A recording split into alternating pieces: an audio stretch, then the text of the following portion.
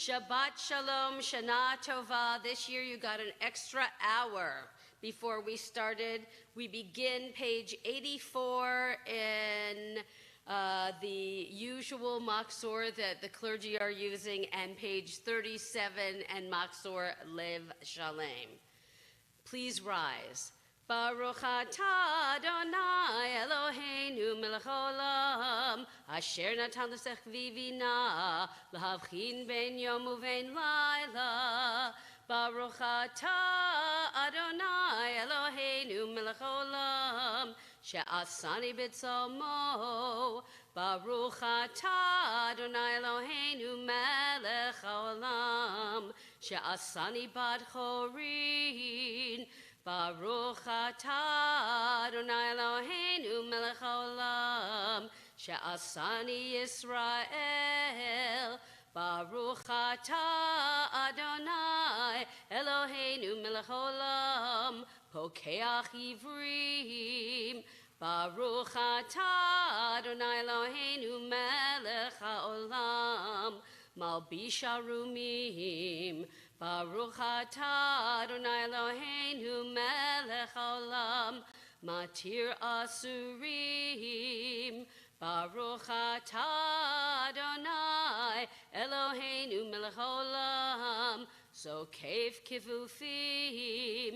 Baruch atah Adonai Eloheinu melech haolam rokar tal hamayim. Baruch atah Adonai Eloheinu melech haolam she'asa li kol tzorki. Baruch atah Adonai Eloheinu melech haolam asher heichin mitzadei gaver. Baruch atah Adonai Eloheinu melech haolam Ozei Yisrael bigvura. Baruch atah Adonai Eloheinu melech haolam Otei Yisrael b'tifara. Baruch atah Adonai Eloheinu melech haolam hanoten la'ayef koach.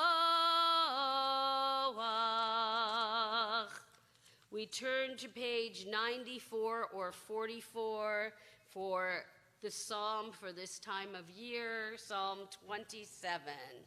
LeDavid Adonai rivi mimi ra Adonai Mosai mimi avchad.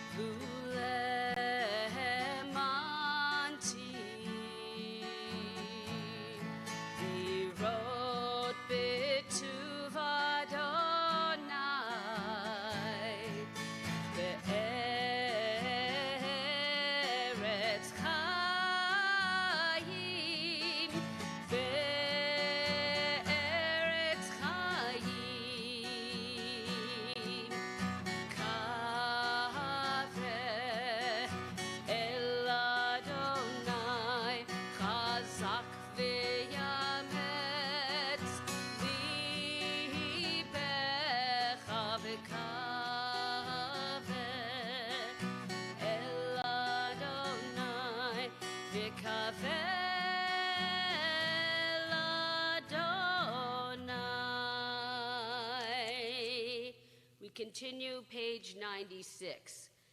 Mizmor shinukat habayit leDavid.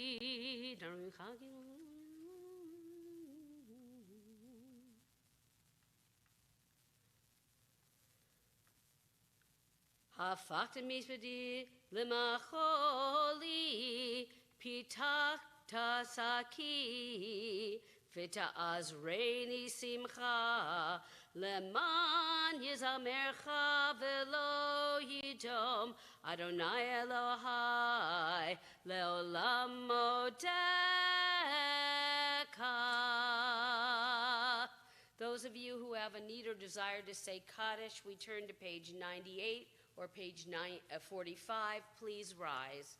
Or Yitgadal v'yikadash shemei Rabbah Be'alma divrach hirute v'yamlich malchute b'chayechon uvyomechon uvchaye dechol beit Yisrael ba'agala uvizman kari v'imru amen Yehe shmei rabba mevarach le'olam elomei almaya yitbarach v'yishtabach v'yitpa'ar v'yitramam v'yitnaseh v'yithadar v'yitalev v'yitalal shemei Kedusha barichu le'ela mikol birchata v'shirata tush bechata v'nechemata da'amiran be'alma v'imru amen Yehe shlama rabba min shemaya v'chaim alenu v'el kol Yisrael v'imru amen Oseh shalom b'mromav hu ya'aseh shalom alenu ve'el kol Yisrael v'imru amen. We rise page 114 or page 47 for Baruch She'amar. Baruch She'amar v'haya ha'olam Baruch hu.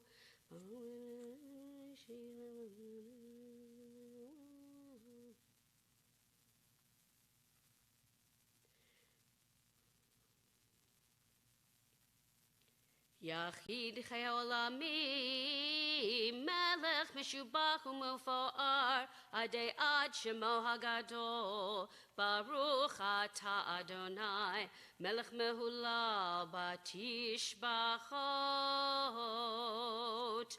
You may be seated. We turn to page 120. Actually, we remain standing. Hodu l'Adonai ki tov, ki le'olam chasto. Hodu l'Elohei olam chasto. Hodu l'Adonai Elohim.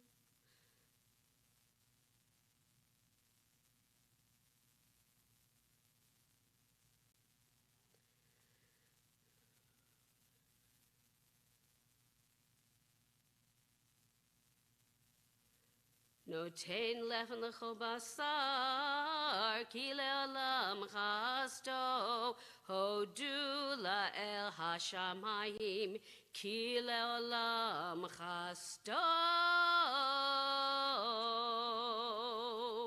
We turn to page 122 or page 58, and yes, you may be seated for the psalm for Shabbat. Mizmor, mizmor, shir, shir leyom ha-Shabbat. Mizmor, mizmor, shir, shir leyom ha-Shabbat. Tov lo do la do na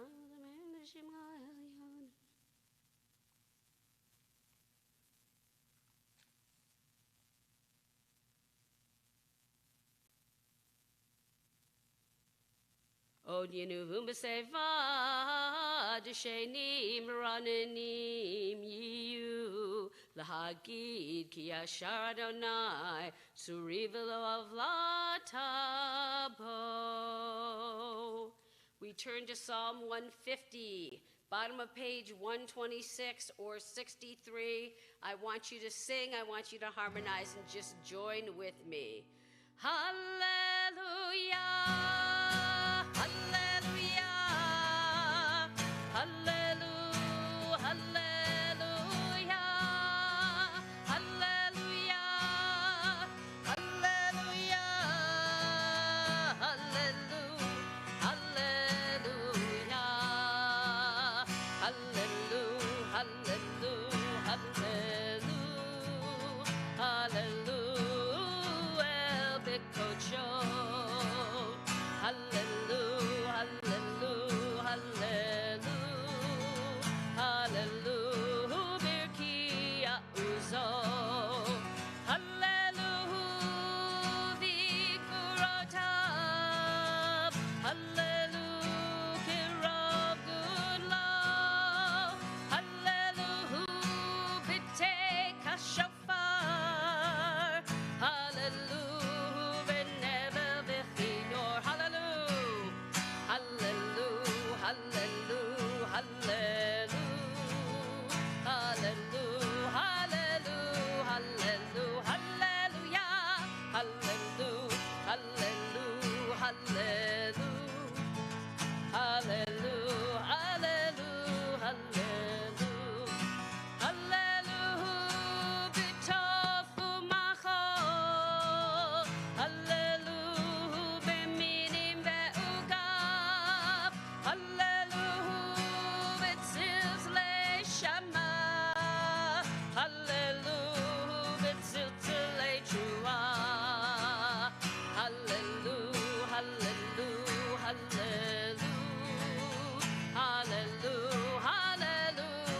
Hallelu, hallelujah, hallelu, hallelu, hallelu, hallelu, hallelu, hallelu.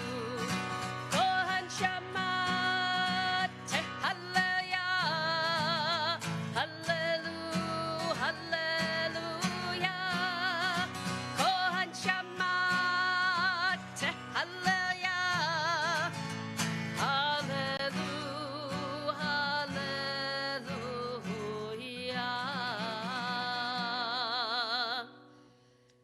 We rise, next page, Ozi v'zimrat Yah. Ozi v'zimrat Yah, vayehi li lishua. Ozi v'zimrat Yah, vayehi li lishua. Adonai yimloch le'olam va'ed. Adonai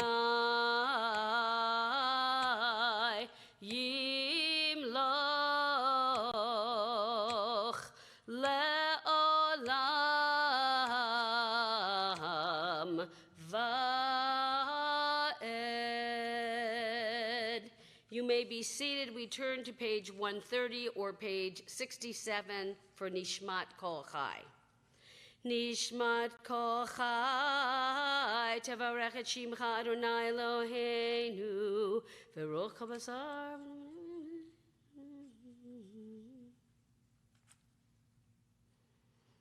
Ilufinu Malei Shira Kaya.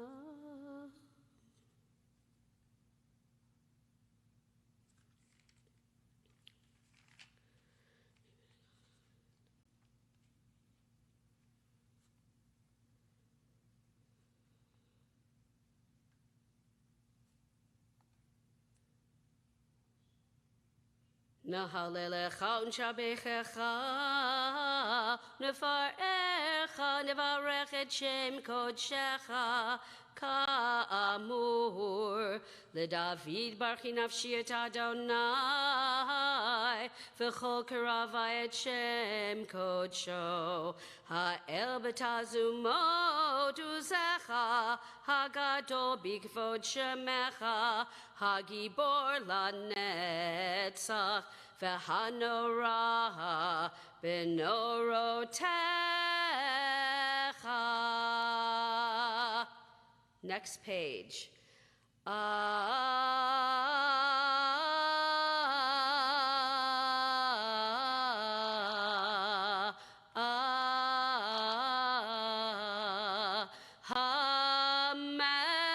HaMelech HaYoshev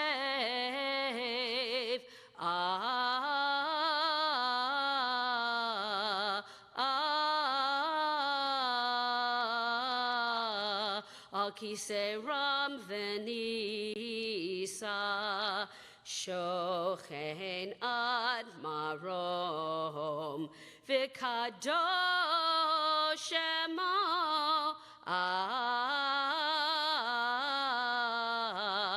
V'chatuv ranenu Sadikim Badonai Le'asharim Nava Tehila Befi Sharim Titromam V'divrei Tzadikim Titbarach U'vilshon Chasidim Titkadash U'v'kerev Kedoshim Tithalal.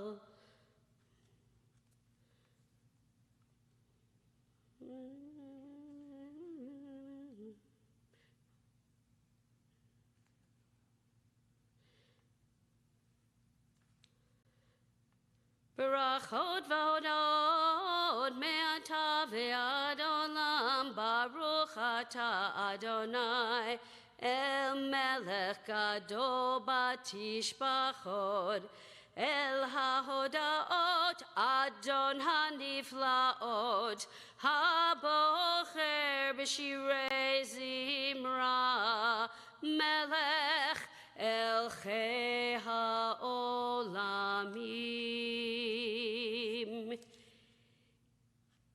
Yitkadav ve'yitkadash, Shemei Rabbah, Be'alma divrach hirutei,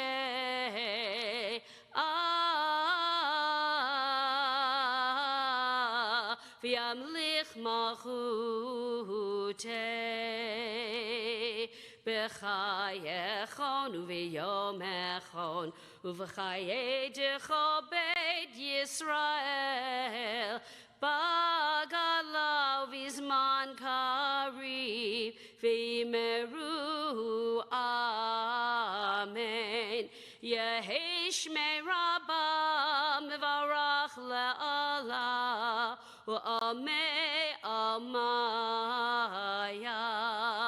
Yitbarach v'yishtabach, v'yitpa'ar v'yitramam v'yitnaseh, v'yithadar v'yitaleh, v'yitalal shemei dekudesha, berichu le'ela le'ela, mikol birchata v'shirata, Tushbechata v'nechemata, da'miran be'alma v'imeru. Amen. We rise, Baruch Hu, page 138 or 71. Baruch Hu et Adonai ha'mevorach, Baruch Adonai ha'mevorach le'olam va'ed, Baruch Adonai ha'mevorach le'olam va'ed, Baruch atah Adonai Eloheinu melech haolam, yotzei or uvorei choshech, oseh shalom, uvorei et hakol, or olam beotzar chayim, orod me'ofel, amar vayechi.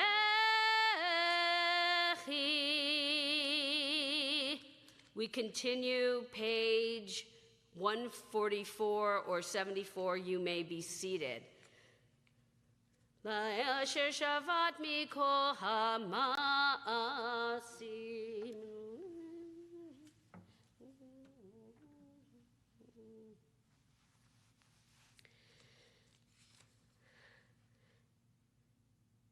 Titbarach Moshienu al shevach maseh yadecha, v'al moreh or she'asita yifaru chasela.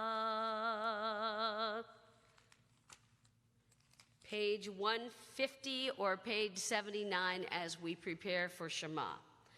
Ahava Rabbav Tanu Adonai Eloheinu, Chem Lagid Olavitera Chamalta Alenu, Avinu Malkeinu Bavur Avotenu, Shabbat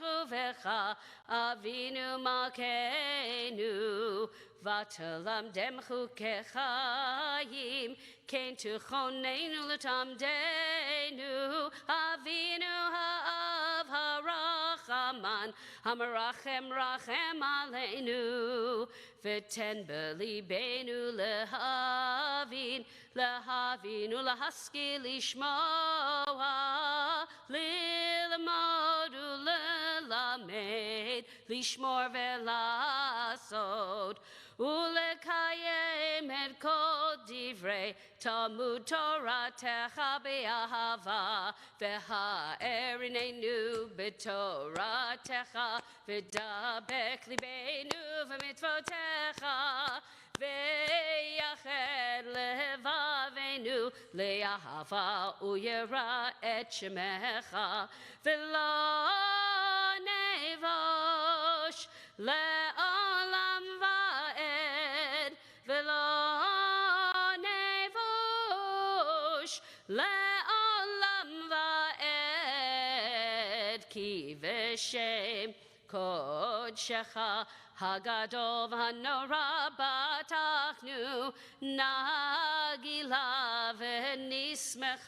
נגילה ונשמחה בישועתך. We take the four fringes of our talit, place them close to our heart, and continue with Vahavienu. Vahavienu l'shalom, me'arba kanfot haaretz, v'tolichenu komemiut le'artzenu, ki el poel Yeshuotata, uvanu v'acharta mikolam velashon, v'keravtanu l'shimcha gadol sela be'emet, lehodot lecha uyachedcha be'ahava. Baruch atah Adonai habocher b'yamo Yisrael be'ahava. Shema Yisrael Adonai Eloheinu Adonai Echad.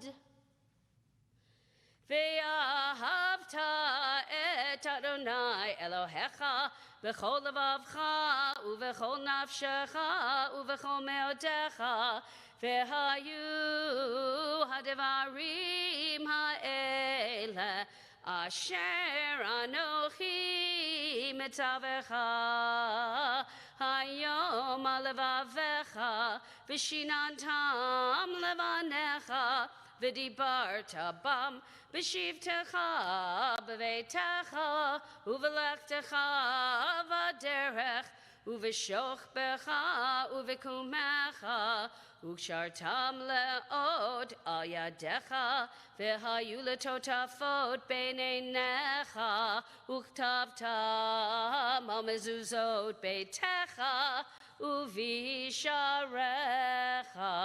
We continue silently the next page and a half.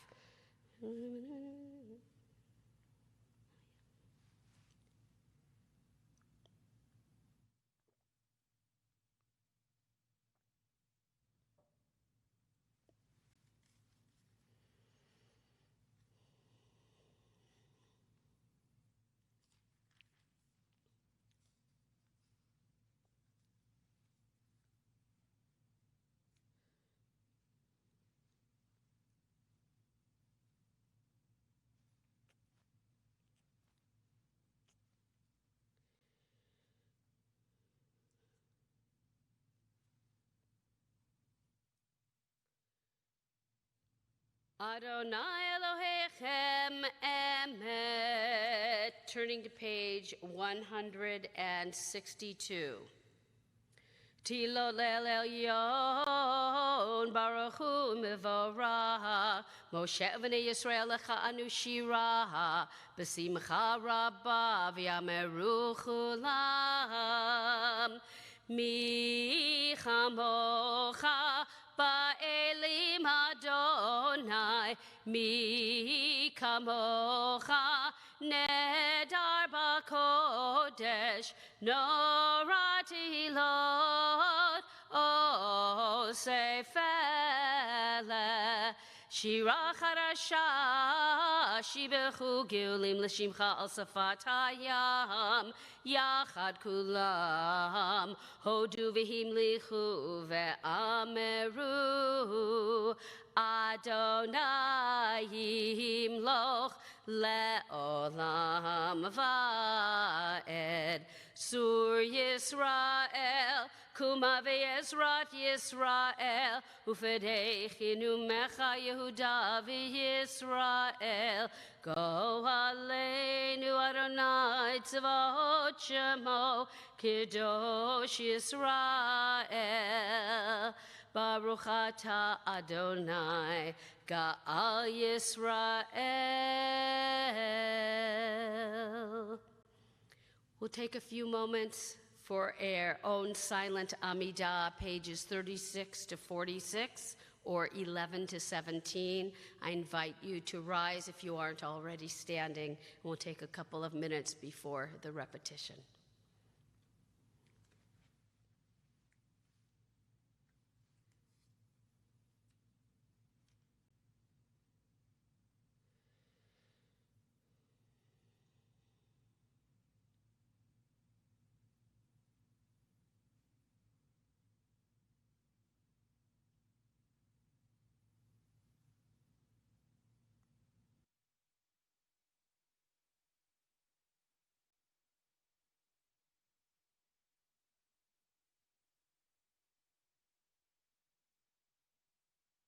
Ose shalom bimromav, hu ya'aseh shalom alenu, ve'al kol Yisrael, ve'al kol yoshvei tevel, ve'imru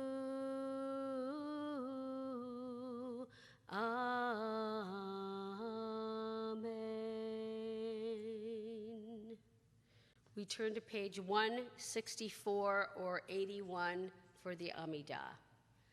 Baruch atah Adonai Eloheinu v'Elohei avoteinu, Elohei Avraham, Elohei Yitzchak, v'Elohei Yaakov, Elohei Sarah, Elohei Rivka, Elohei Rachel, v'Elohei Leah, Ha'el Hagadol, Hagibor v'Hanora, El Elyon, Gomel Chasadim Tovim, V'Konei Hakol, V'Zocher Chasdei Avot, Umevi Goel Livnei Vnehem, Leman Shemo, Be'ahava, Misod Hachamim Unevonim, Umilemedad Mevinim, Eftechafi B'Tefila V'Tachanunim, Lechalod Ulechanein, P'nei Melech Malchei HaMlachim, V'Adonei HaAdonim. Zochreinu L'chaim, Melech Hafetz B'chaim, V'chatvenu V'Sefer HaChaim, L'mancha Elohim Chaim, Melech Ozer, Umoshia Umagen, Umoshia Umagen, Baruch atah Adonai, Magen Avraham ufoked Sarah. You may be seated.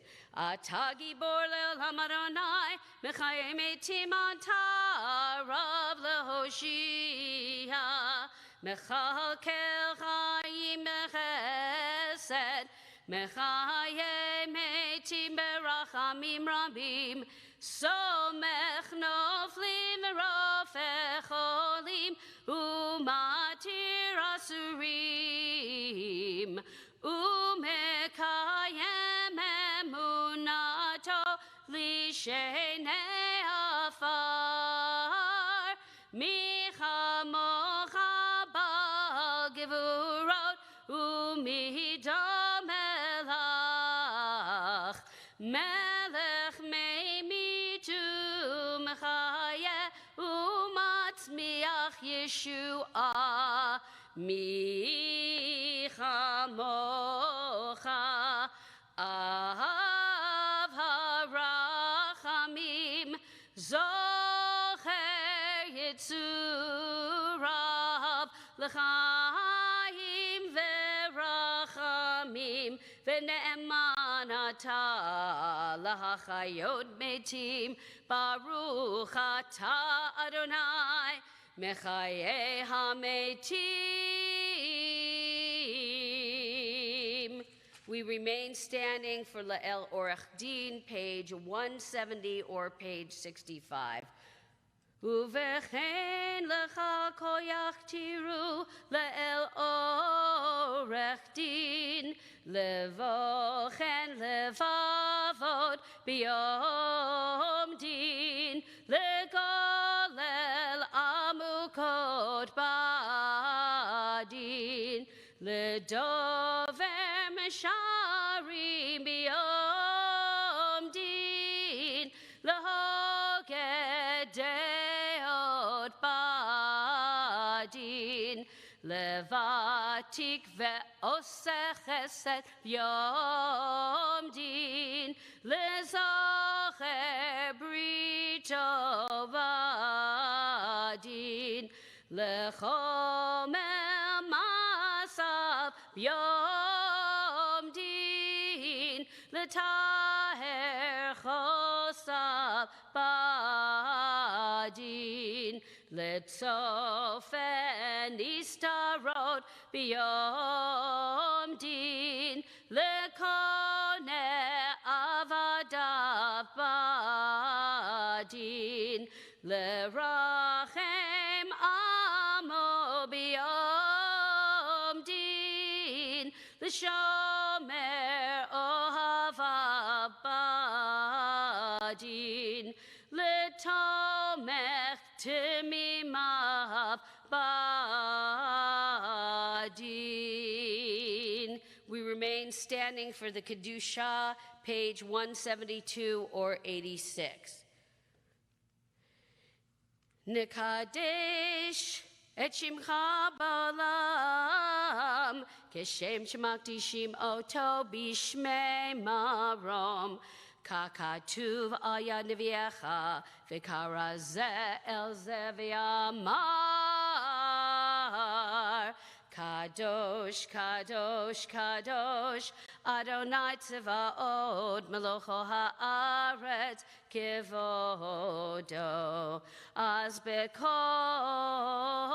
rash gadol, adir v'chazak mashmi'im kol, mitnasim liumat serafim, liumatam baruch yomeru, baruch kivod Adonai mimekomo.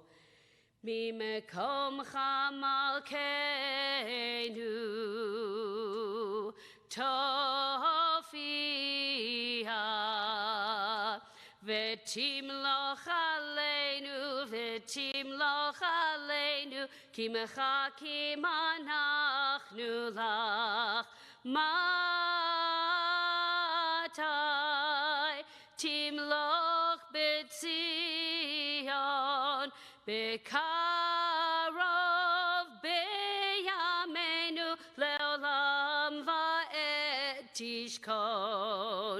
Titgada v'titkadash b'toch Yerushalayim ircha ledor vador ulenetzach netzachim ve'einenu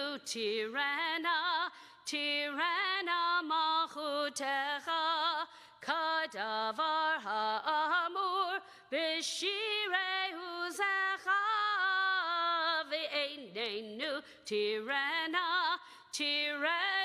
malchutecha kadavar ha'amur b'shirei uzecha ayedei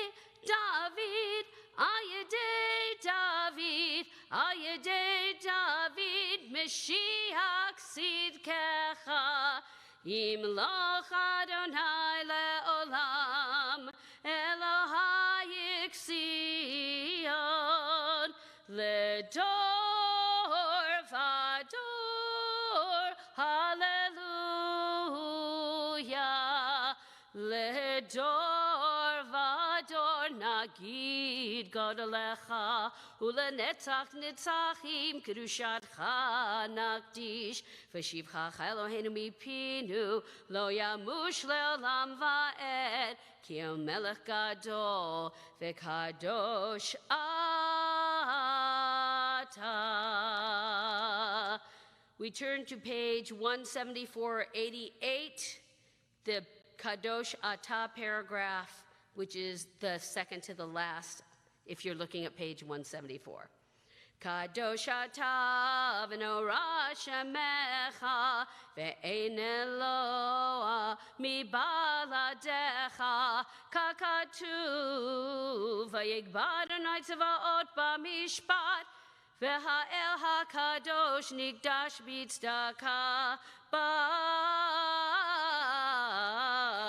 ata Adonai hamelech hakadosh. We continue, page 176.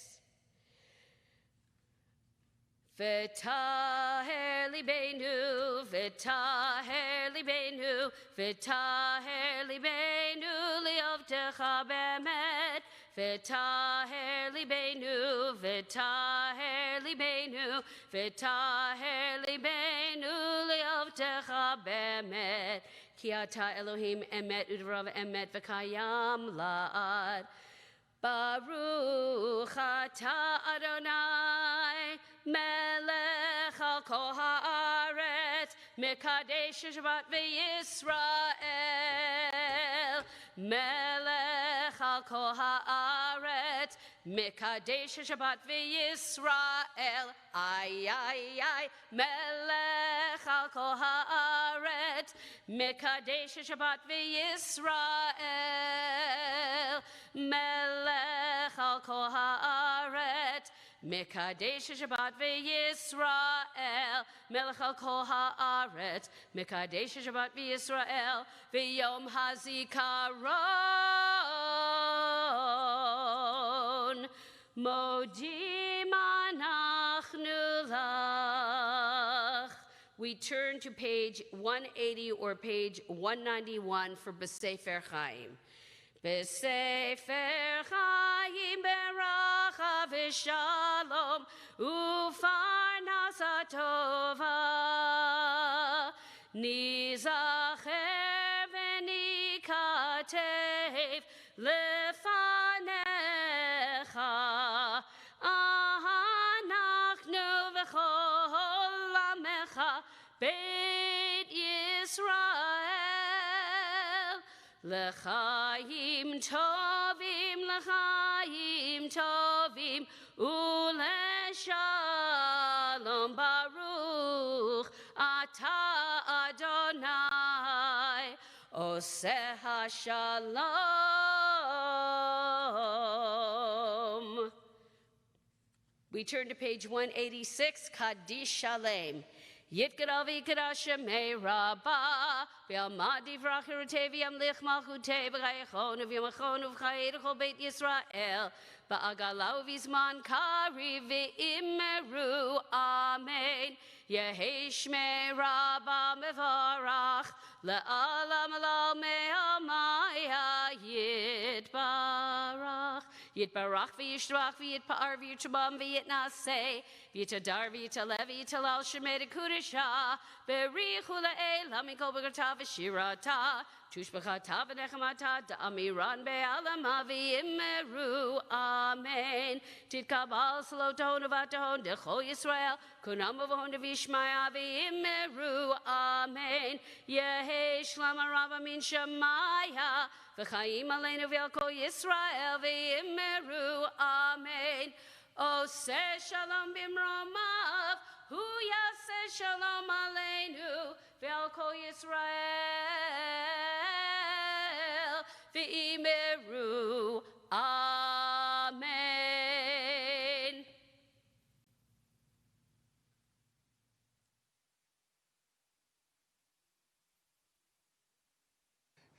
So, Shanah Tova from the docks? Happy New Year. Happy New Year. Apples and honey.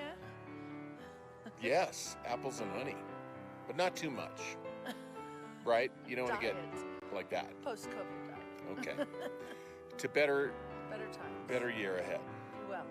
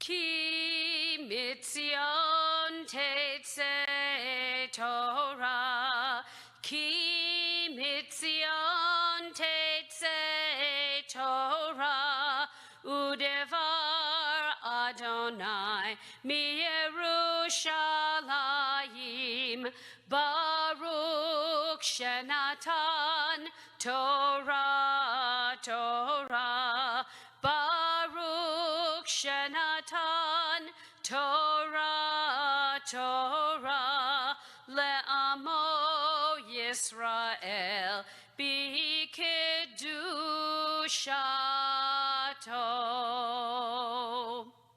Shema Yisrael,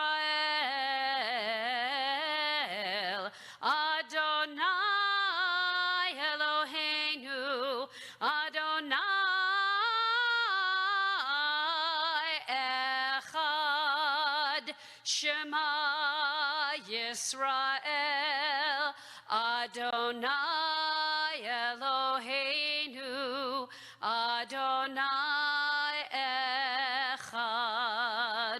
Echad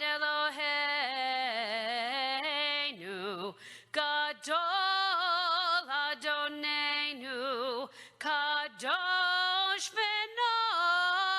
v'Norah Shemo. Echad Eloheinu, Gadol Adonenu, Kadosh v'Norah Shemo. Gadlu Adonai iti, uneromema Shemo yachdav. Shabbat Shalom and Shanah Tova.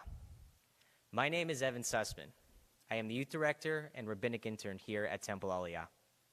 I am very excited and grateful to be a member of the Aliyah community and have the opportunity to work with our wonderful teens and youth.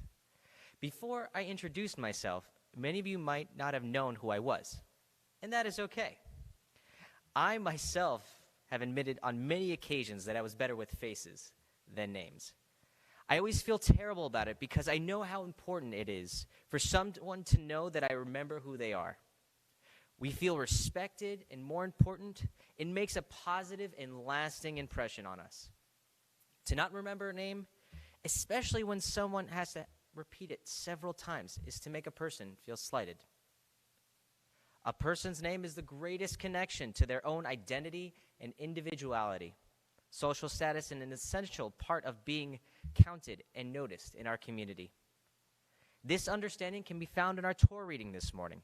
In Genesis chapter 21, verse 9, Sarah saw the son whom Hagar the Egyptian had borne to Abraham playing.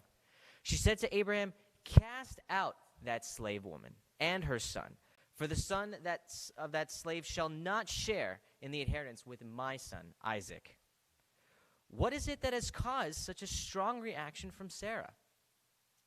Rashi explains that the word metzachek, translated as playing, might be the focal point for her reaction to this young boy. The Rambam says that there are multiple meanings to the word metzachek. It could mean idol worship, sexual misconduct, murder, and so on. The exact meaning of the word metzachek may be unclear, but it has the same root as the name of Isaac. Unwilling to relinquish his role as the firstborn to Abraham and his rightful inheritance. What is surprising is Abraham's response. Although Sarah's demand grieves Abraham when God encourages him to do what Sarah tells him to do, promising to make a nation out of the children of the slave son, Abraham essentially throws them out. How can Abraham force them to become homeless? The story of Ishmael and Hagar offers many lessons about homelessness and the importance of a name. Sarah refers to them as this slave girl and her son, rather than by their names. God, too, calls them the boy and your slave. Ishmael's name is not mentioned in the entire story, even by his mother. For most of us, the homeless are nameless individuals. We might see them on the street, under the overpass, or on a corner, holding a sign that reads, "Anything will help." We might even volunteer our time serving them a meal at a shelter, but most of the time, they remain anonymous. After Hagar and Ishmael use up the bread and water that Abraham provided them, Hagar casts her son under a bush and walks away, so that she will not have to see her child suffer and die. The text tells us that she sat and wept in a loud voice, yet the very next verse says that God heard the boy's cry. An angel of God called to Hagar from heaven and said to her, "What troubles you, Hagar? Fear not, for God has heeded the cry of the boy where he is." Did God ignore Hagar's cry? Did God instead only want to hear Ishmael's cry? In my opinion, it's natural for us to respond to the cry or suffering of a child more than that of an adult. But we need to hear and respond to the silence that cries out from everywhere. Men, women, and children. Indeed, that who have lost the ability to cry out maybe are the ones who especially need our help the most right now. We wonder whether our helping the homeless will make a difference in their lives. The answer I can give you today is, I don't know. But I do know that helping is just the beginning. There are members of our community with names and fascinating but tragic stories of how they ended up in their current situation, awaiting our response to their cries, similar to that of Ishmael and Hagar. Wherever we hear a person suffering, we are obligated to respond and make those individuals feel part of this community. We must remind ourselves as we sit here today on Rosh Hashanah, the day of judgment, that we are fortunate to be here with our friends and loved ones, and how important it is to continue our awe-inspiring mission of repairing this world. Patoch tiftach et yadecha ulevavecha. As we begin a new year, let us not forget to open our hands and our hearts to those who are the ones in need and want to be recognized. As the famous author and lecturer Dale Carnegie said, remembering a person's name is the sweetest and most important sound in any language. Shanah Tova and Shabbat. Shalom. Ya'amdu Rishon. Baruch Hu Adonai Hamvarach. Baruch Adonai Hamvarach Le'olam Va'ed. Baruch Atah Adonai Eloheinu melech haolam. Asher natar banu mikol hamim. V'natan lanu et Torato. Baruch Atah Adonai Noten HaTorah. Amen. Vadonai Hakad et Sarah kasher amar. Vayas Adonai Sarah kasher diber. Vatahar vateled Sarah leAbraham ben liskunav lamoed asher diber oto Elohim. Vayikra Abraham et shem beno hanolad lo asher yada lo Sarah Yitzchak. Vayamol Abraham et Yitzchak beno ben shmonat yamim asher tziva oto Elohim. Baruch Atah Adonai Eloheinu melech haolam. Asher natan lanu Torah emet. V'chayei olam nata b'tochenu. Baruch Atah Adonai Noten HaTorah. Ya'amod Sheni. Baruch Hu et Adonai Hamvorach. Baruch Adonai Hamvorach Le'olam Va'ed. Baruch Atah Adonai Eloheinu melech haolam. Asher bachar banu mikol ha'amim. V'natan lanu et Torato. Baruch Atah Adonai Noten HaTorah. Amen. Ve'Avraham be'me'at shana, ve'hivaled lo et Yitzchak beno. Vatomer Sarah zechok asali Elohim kol hashomea yitzchak li. Vatomer mi milel le'Avraham hinika banim Sarah כי ילדתי ואין לי זקוניו. ויגדל הילד ויגמל, ויעש אברהם משתה גדול, ביום יגמל את יצחק.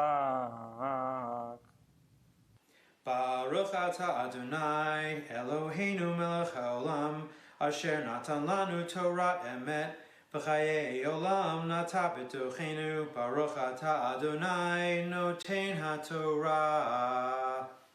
Ya'amdu Shlishi. Baruch Hu et Adonai Hamavorach.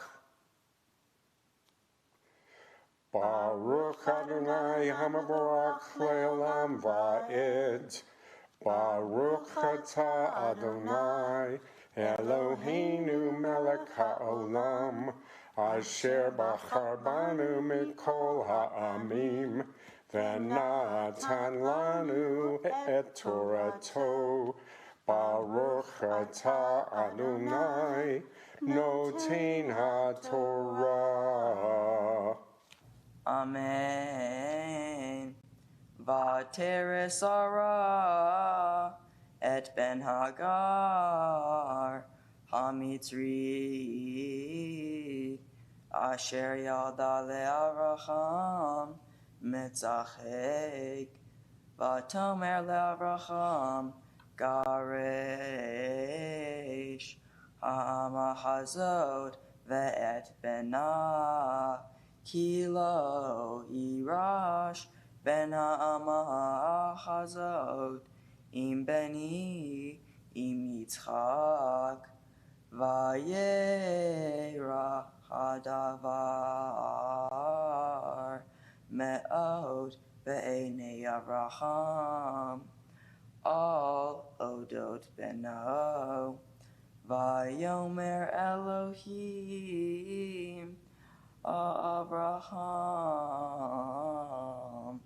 oyera be'enecha al hanar ve'al amatecha kol asher tomar elecha zara shema bekola ki v'yitzchak yikare lecha zara. Baruch atah Adonai Eloheinu melech haolam asher natan lanu Torah emet v'chayei olam nata b'tochenu. Baruch atah Adonai noten haTorah. Ya'amdu Revi'i. Baruch hu et Adonai Hamvorach. Baruch Adonai Hamvorach leolam va'ed. Baruch atah Adonai Eloheinu melech haolam asher bachar banu lekol ha'amim v'natan lanu et Torato. Baruch atah Adonai noten haTorah. Amen. V'gam et ben ha'ama legoy asimenu ki zaracha hu v'yashkem Avraham ba'boker v'yikach lechem v'chemat mayim v'yiten el Hagar sam al shichma ve'et hayeled v'yeshalechecha v'telech v'teta b'midbar be'er shava v'yichlu hamayim min hachemet v'tashlech et hayeled tachat achad hasichim v'telech v'teshev la mineged harchei kim tachavei keshet ki amira al b'mot hayaled v'teshev mineged v'tisa et kola v'tev v'yishma Elohim et kohanar v'yikra malach Elohim el Hagar min hashamayim vayomer la malach Hagar el tirei ki shama Elohim el kohanar ba'asher husham. Baruch atah Adonai Eloheinu melech haolam asher natan lanu Torat emet v'chayei olam nata b'tochenu. Baruch atah Adonai noten haTorah. Ya'amdu Chamishi. Baruch hu et Adonai Hamvorach. Baruch Adonai Hamvorach leolam va'ed. Baruch atah Adonai Eloheinu melech haolam asher bachar banu mikol ha'amim v'natan lanu et Torato. Baruch atah Adonai Notain HaTorah. Amen.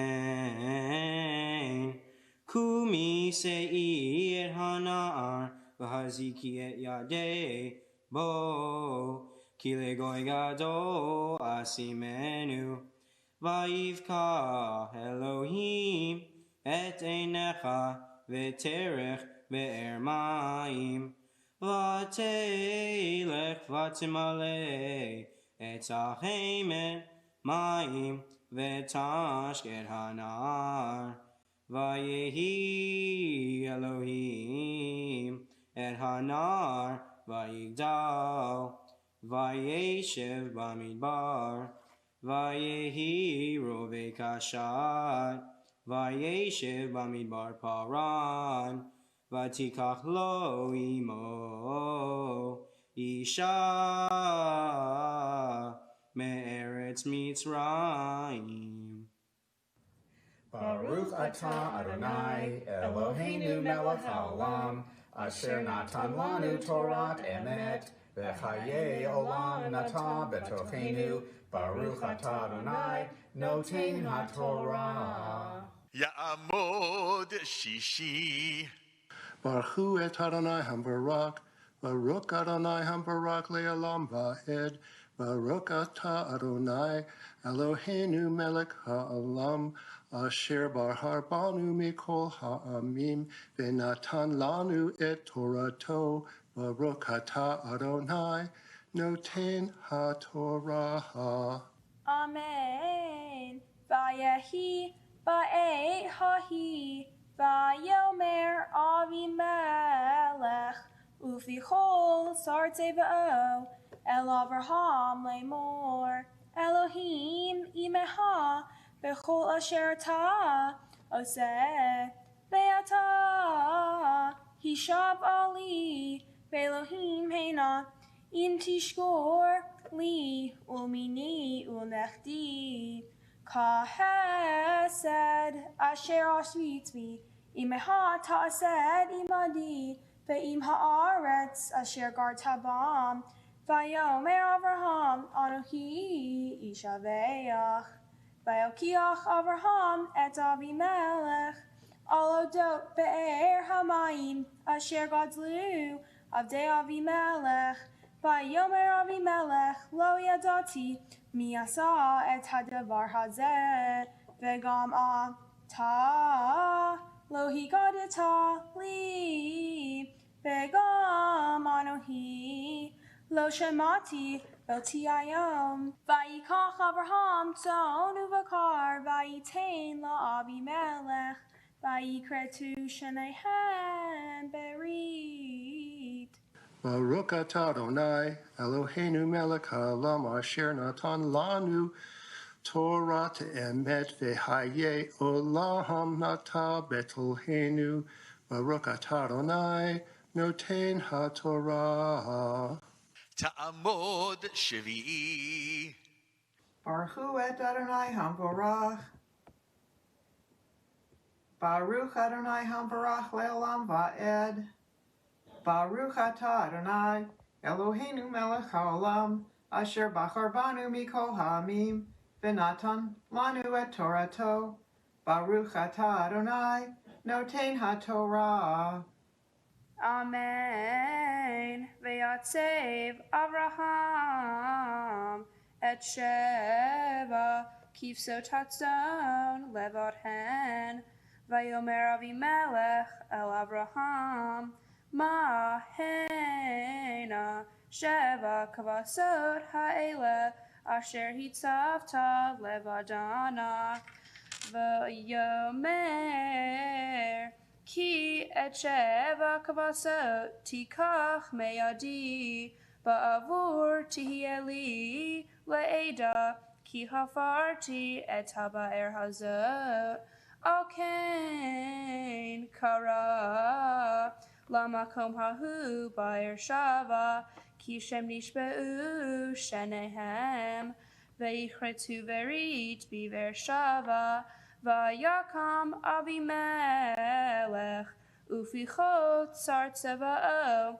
vayishevu al eretz Palishtim Vayita Eshel Bivershava, Vayikra Sham Beshem Adonai El Olam, Vayagur Avraham Be'eretz Palishtim Yamim Rabim. Baruch atah Adonai, Eloheinu melech haolam, asher natan lanu Torah emet, b'chayei olam nata b'tochenu. Baruch atah Adonai, noten haTorah. יתגדל ויתקדש שמי רבה, בעולמה דברה חירותי, וימליך מלכותי,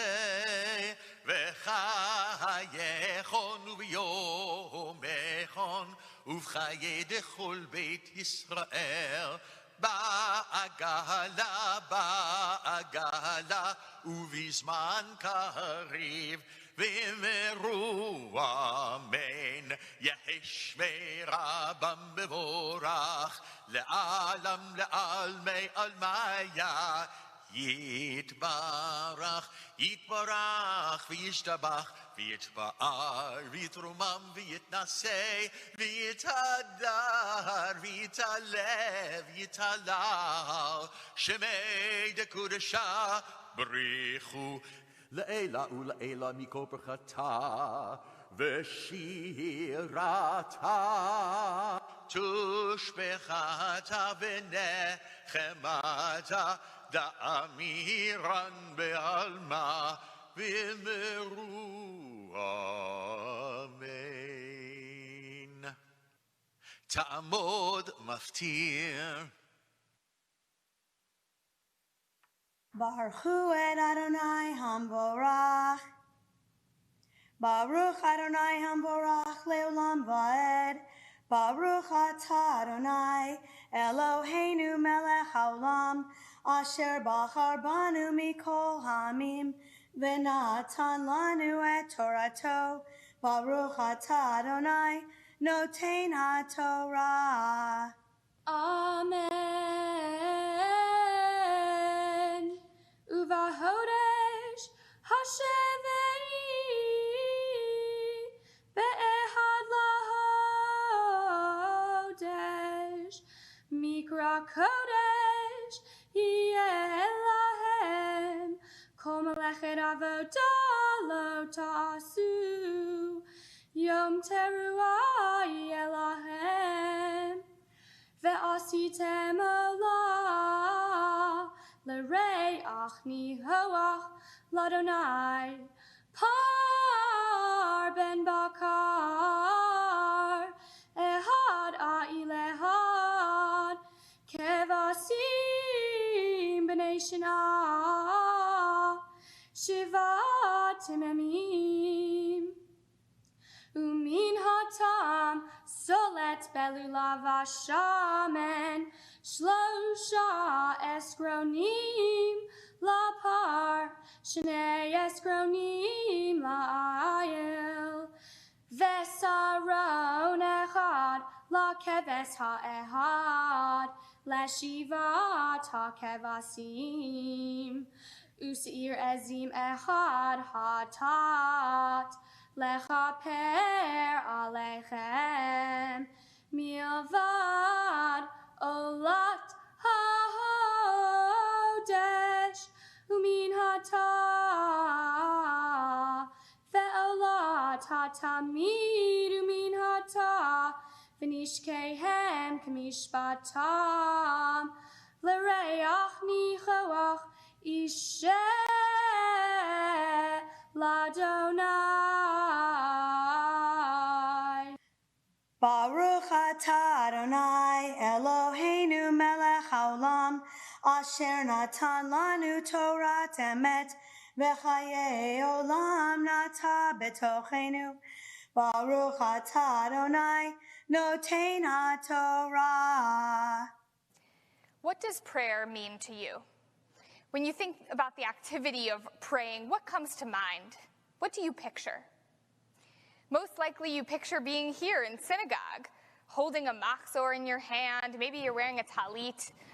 You might picture everyone reading a Hebrew prayer together that's written in our liturgy. And you'd be absolutely right.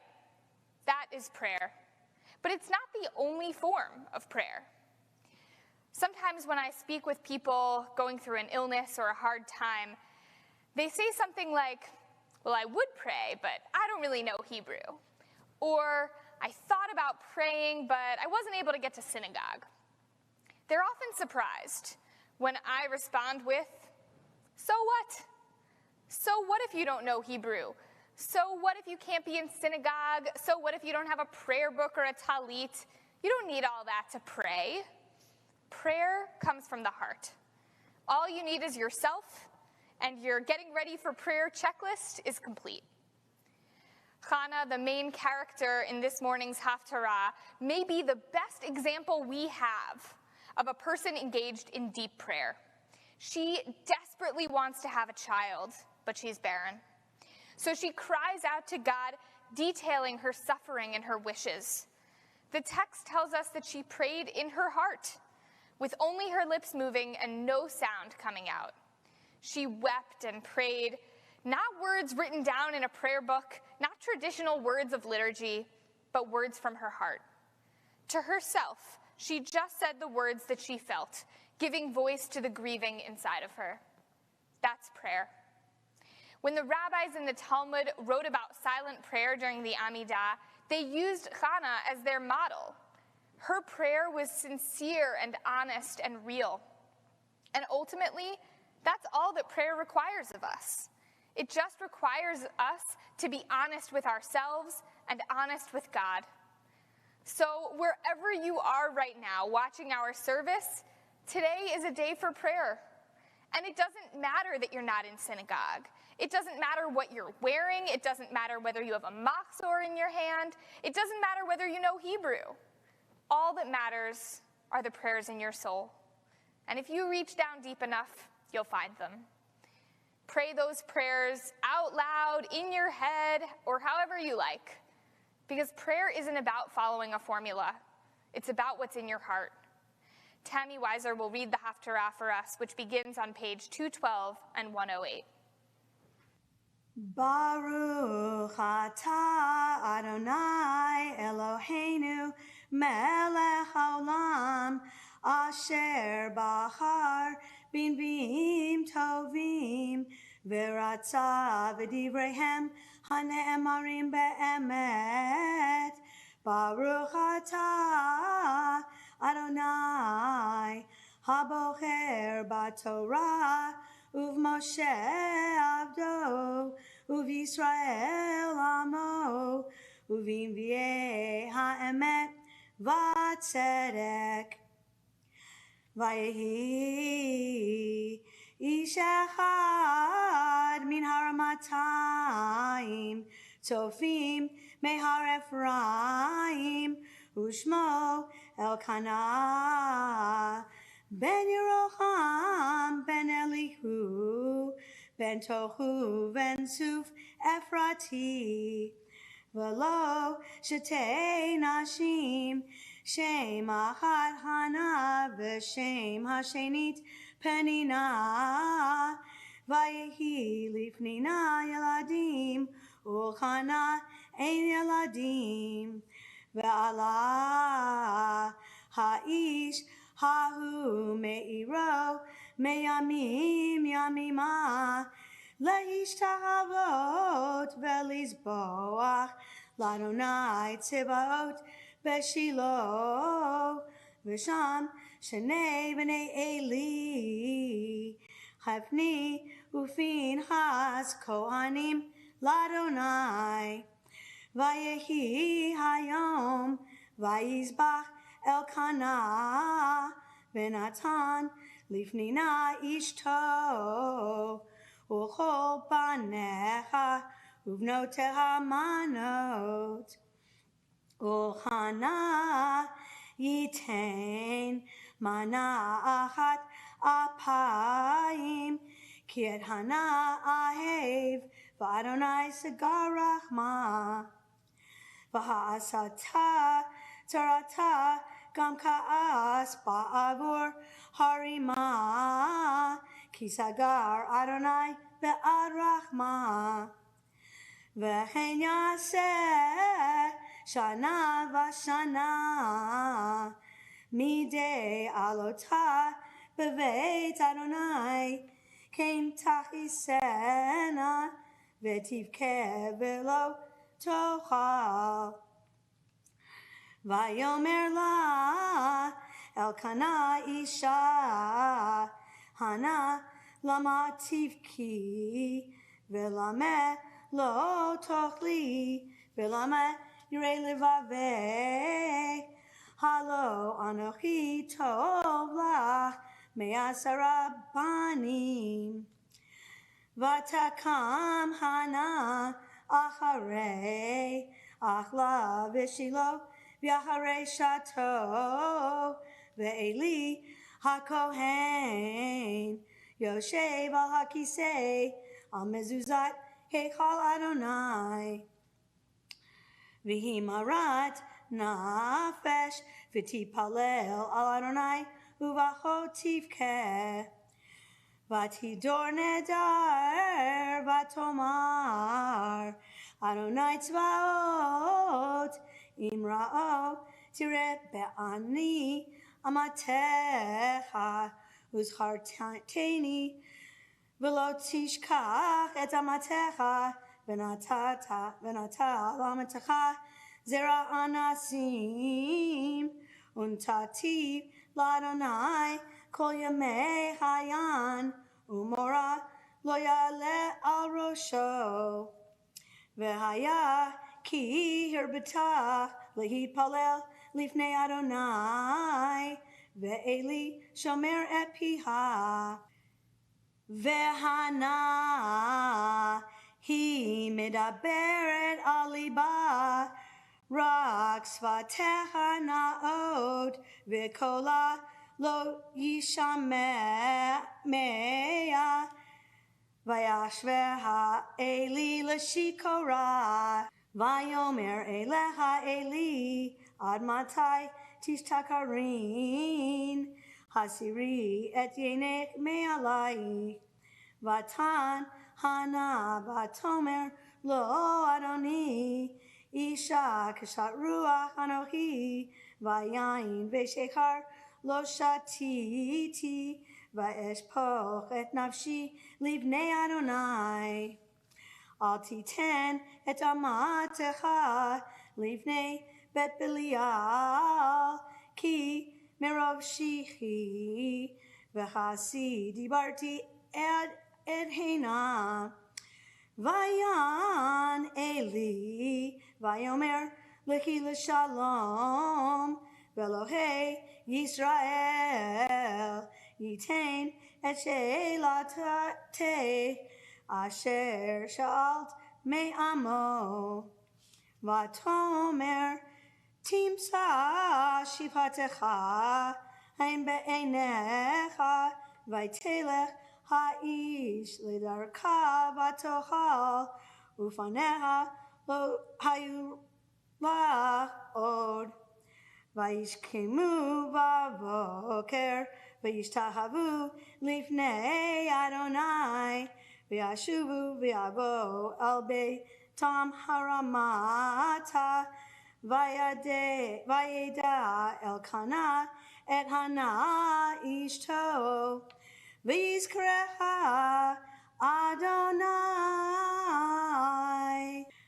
Baruch atah Adonai Eloheinu melech haolam tzur kol haolamim tzadik b'hol hadorot ha'el ha'ne'eman ha'omer v'yoseh hamdaber u'mkayem shekol devarav emet v'tzedek Ne'eman atahu Adonai Eloheinu v'ne'emanim devarecha V'davar echad midvarecha ahor lo yashuv rekam ki hamelech ne'eman v'rachaman atah baruch atah Adonai ha'el ha'ne'eman b'chol devarav rachem al Tzion ki hi beit chayenu v'la luvat nefesh toshia b'imheira v'yameinu Baruch atah Adonai, Mesameach Tzion bevaneha. Samchenu Adonai Eloheinu, Beliahu hanavi avdecha, uvmalchut Beit David meshichecha, bimheira yavo v'yagel libenu, al kisolo yeshev zar, v'lo yinchalu od, acherim et kvodo, ki v'shem kachach nishpat shelo yakpenero leolam va'ed, Baruch atah Adonai, Magen David. Al HaTorah, v'al ha'avodah, v'al hanviim, v'al Yom HaShabbat hazeh, v'al Yom HaZikaron hazeh, shenatata lanu, Adonai Eloheinu, likdusha v'linucha, lechavod u'tifaret. Al hakol, Adonai Eloheinu, anachnu modim lach, umbarachim otach. Yiparach shimcha befi kol chai, tamid leolam va'ed, udvarcha emet v'kayam la'ad. Baruch atah Adonai, melech hakol haaretz, mekadesh haShabbat v'Yisrael, v'yom hazikaron.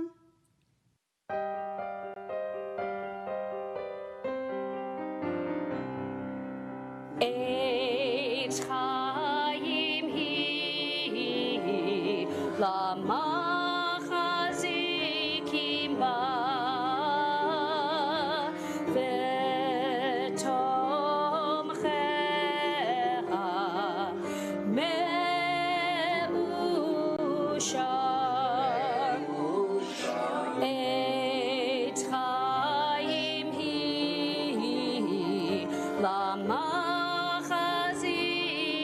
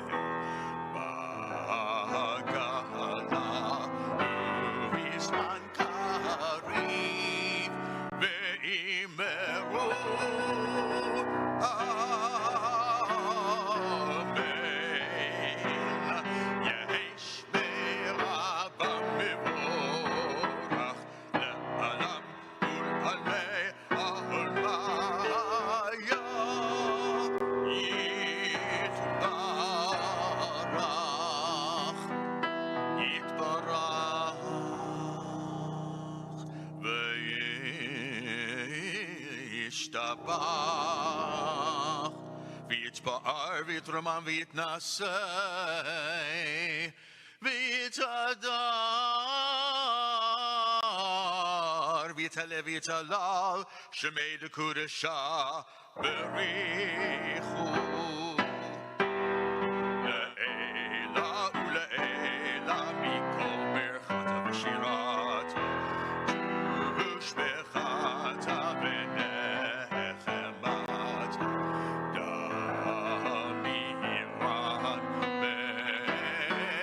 בעלמה, ואימרו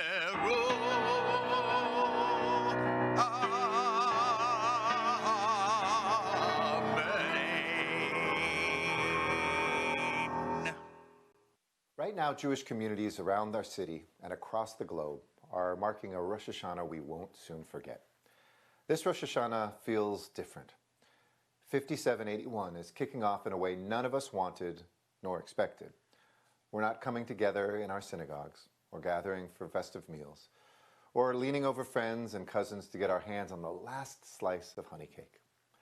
We're without the normal sounds, away from the people who make this time of year so special. Instead, many of us are praying through a screen, reflecting from a distance, and celebrating in very unfamiliar ways.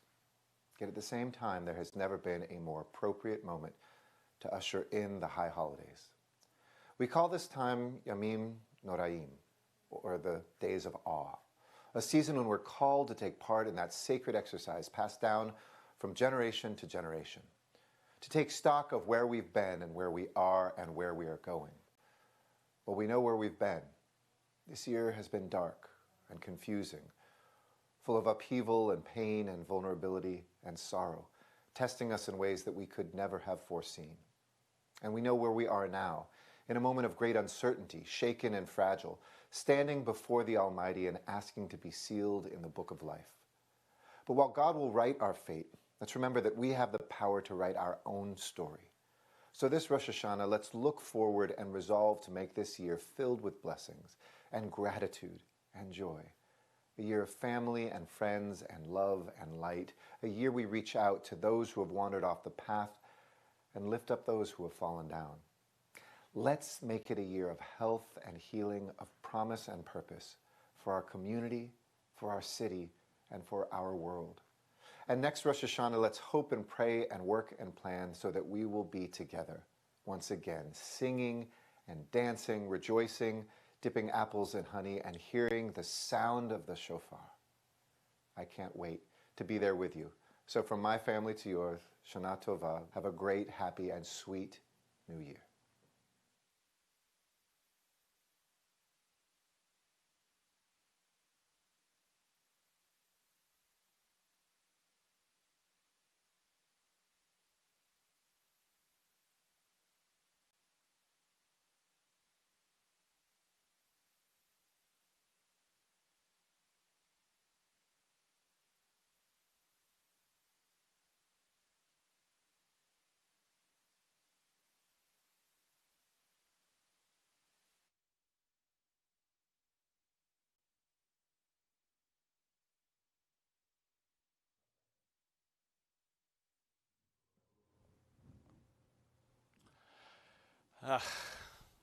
Shabbat shalom, Shanah Tova. Welcome to our first ever virtual High Holy Day services with you in your home. Last night I shared with those of you who were with us already about our setup here in the Temple Aliyah sanctuary. We have the four clergy in the far four corners of the sanctuary, at least 35, 40 feet away from each other. We have our amazing musical accompanist, David Cohen, who's in the middle of us, also equally distant and safe conditions. We miss you. It's not the same here with an empty sanctuary, and we're going to do the best we can to make these meaningful services for you. Our creative director, Ben Vorspan, has been working with our production company, AV Masters, to produce these services. And they've done a great job. At times during the coming days, you'll see different graphics. You're going to see different ways that we're going to try and reach out to you. You've seen some videos already. The Torah readers, they were all pre-recorded, so they wouldn't be here with us in the sanctuary, obviously, at the same time. And you saw those who were sharing the Torah blessings to do from their homes. The choir pieces that you're going to see are all pre-recorded under the production of our own Chazan Stein, who's did an amazing job with all these videos. They are truly, truly professional. And during these services, we're going to have to share with you in the most intimate of ways, and you're going to have to figure out how to make them the most meaningful, how you're going to be dressed. I have no idea. Are you in your pajamas still? But how are you going to create sacred space for you, not being here in the sanctuary? And so you're going to figure that out as we hope to share sacred time with you. We'll be using and announcing the pages from both of the Machzorim, the prayer books that we'll be using. One is the blue Machzor Hadash that we traditionally use at Temple Aliyah. And then there is the Lev Shalem digital version provided by the Rabbinical Assembly, and we're grateful to them providing it to congregations in North America. And we're going to announce those pages. There's also online, there's a service order with the page numbers to help you if you don't have that already.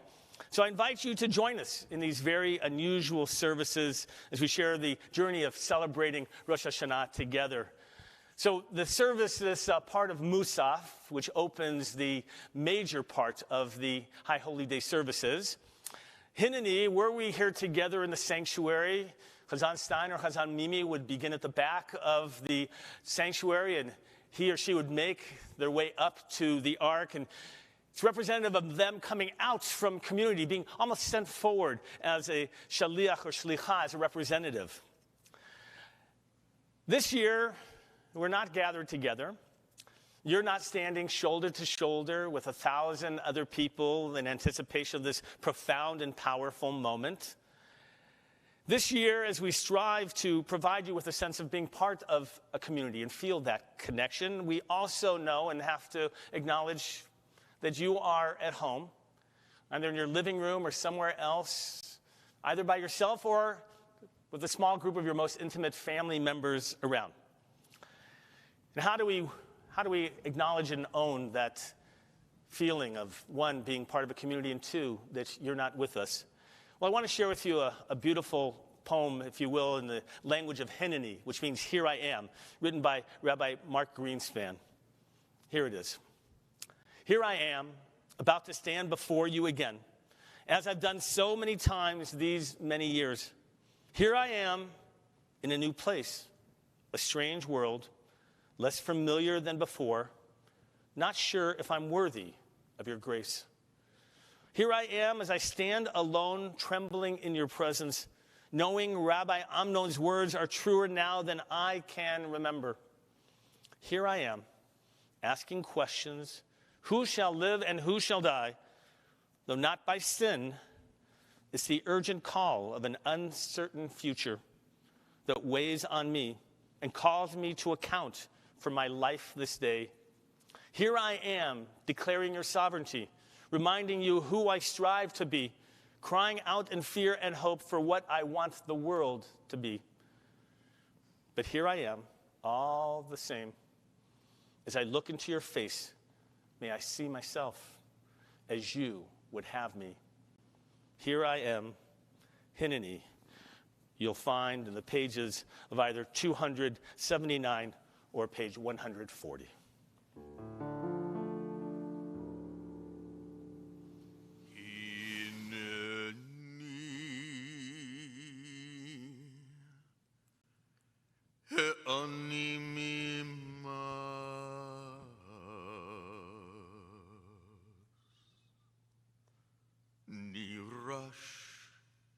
נפחד מפחד יושב תהילות ישראל.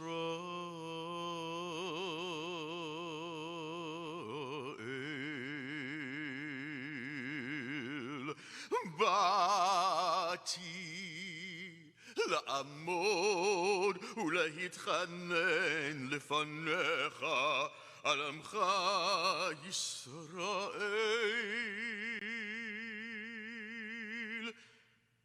אשר שלחוני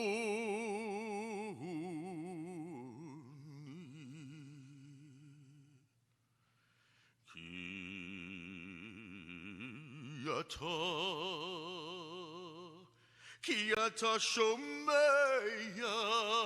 תפילת עמך ישראל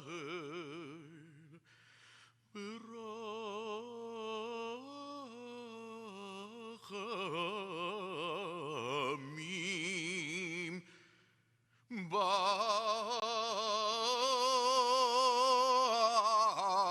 ברוך אתה שומע תפילה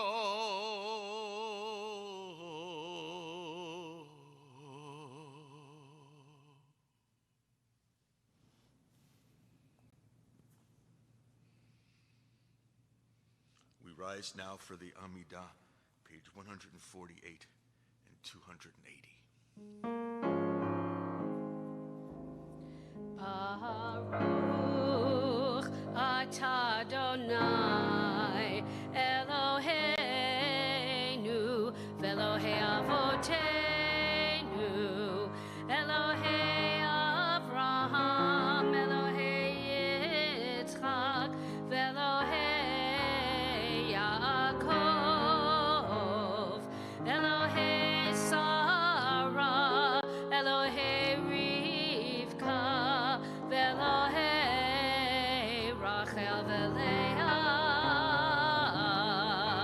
Ha'el Hagadol Hagibor v'Hanorah El Elyon Gomel Chasadim Tovim v'Konei Hakol v'Zocher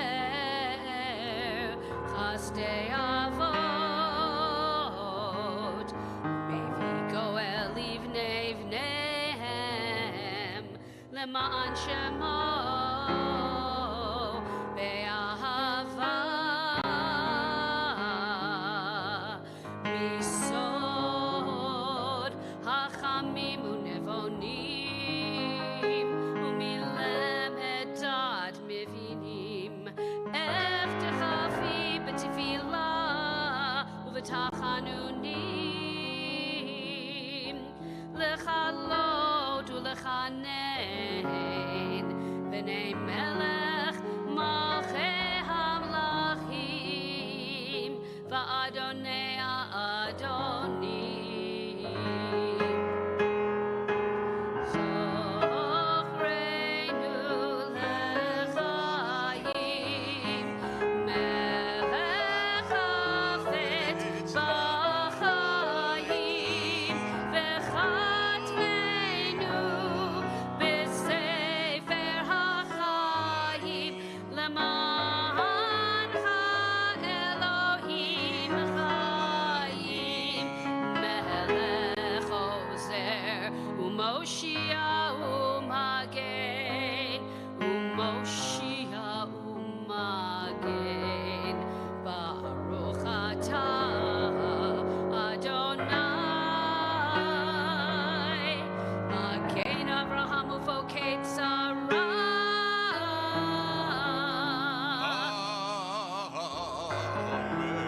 You may be seated. Atah Gibor Le'olam Adonai Mechayei Metim Atah Rav Lehoshia Mechalkel Chayim B'chesed Mechayei Metim B'rachamim Rabim Somech Noflim V'Rofeh Kolim U'Mahatir Asurim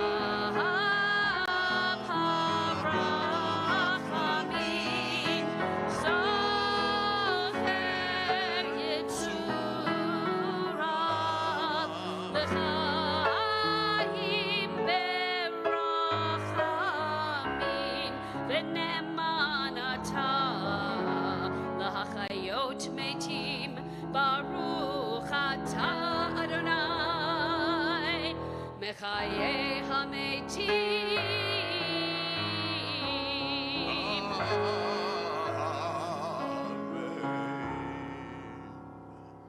We'll turn now to a prayer for healing. We know that so many of us are in need of healing, whether it's healing from the coronavirus or healing from anything else, physical, emotional, or otherwise. We want to hold you in our hearts while we all pray now for healing, Rifa'inu.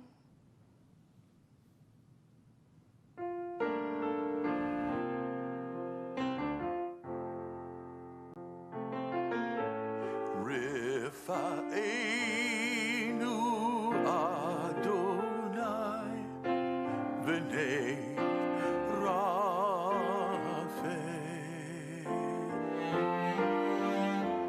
God, only you can bring true healing, and so we pray. Baruch atah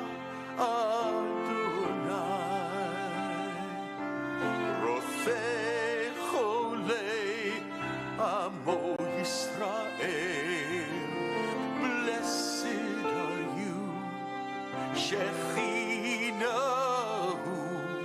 restores our loved ones, heal our people speedily in our day.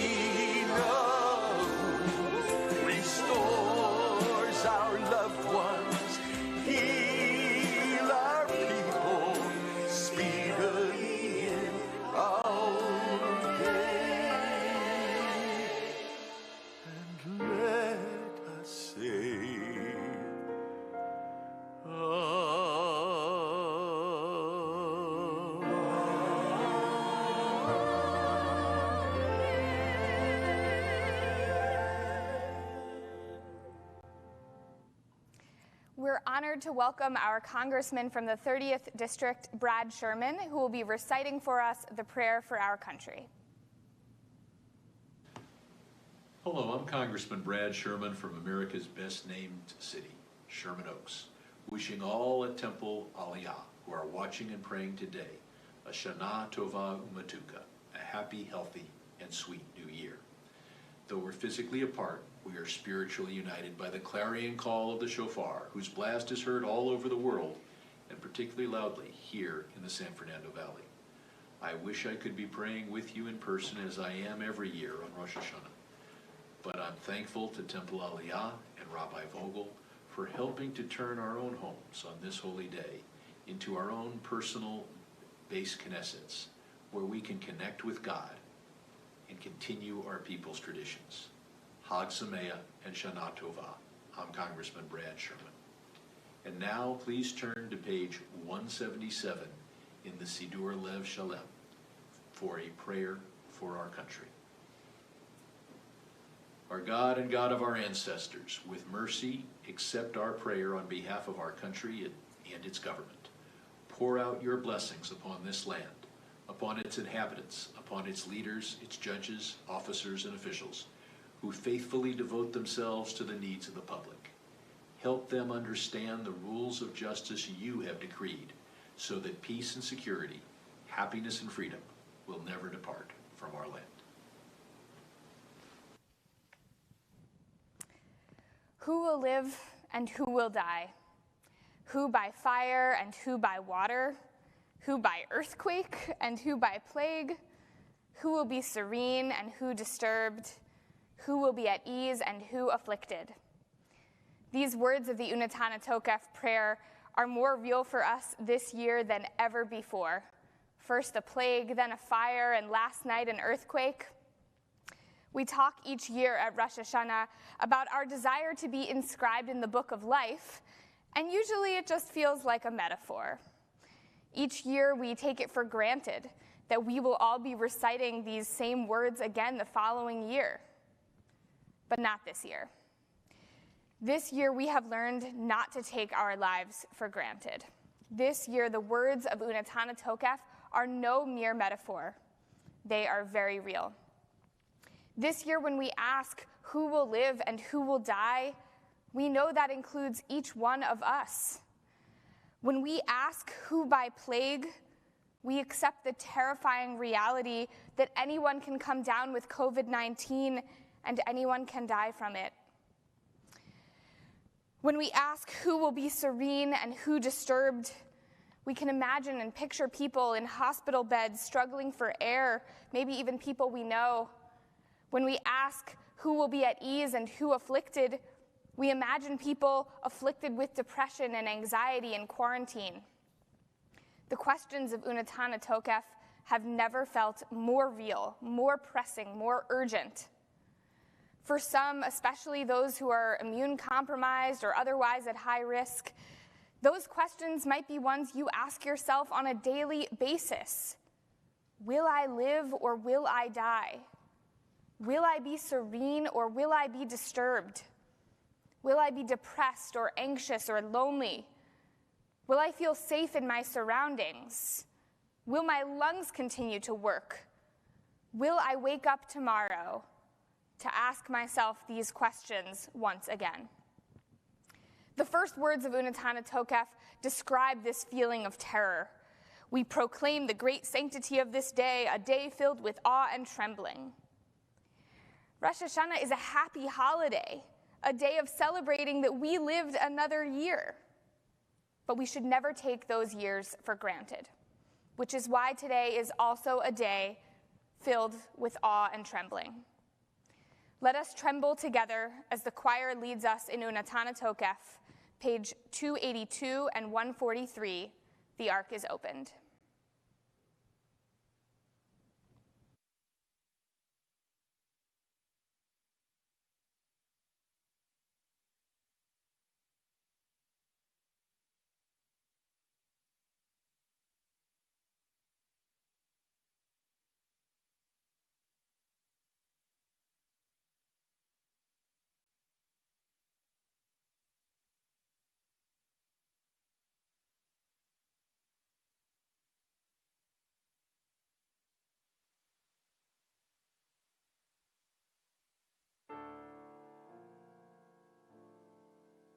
Unataneh Tokef, Kedushat Hayyom, Ki hu nora v'ayom, Uvo tinaseh malchutecha, V'yikon bechesed kisecha, V'teshev alav be'emet.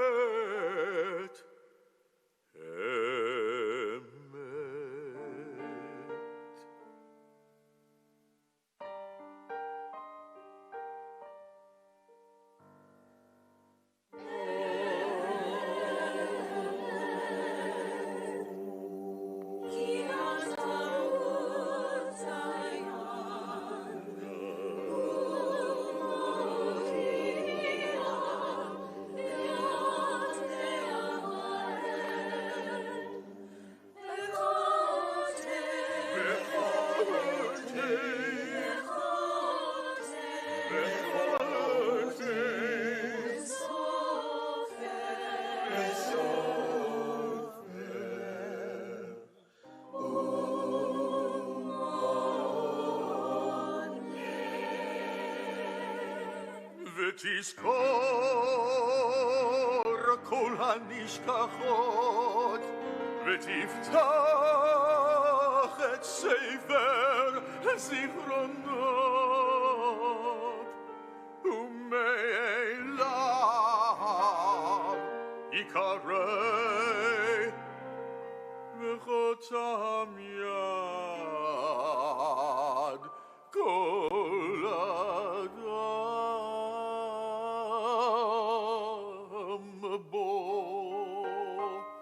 Shofar gadol. The great shofar is sounded. Yet a still, small voice is heard. Even the angels are dismayed.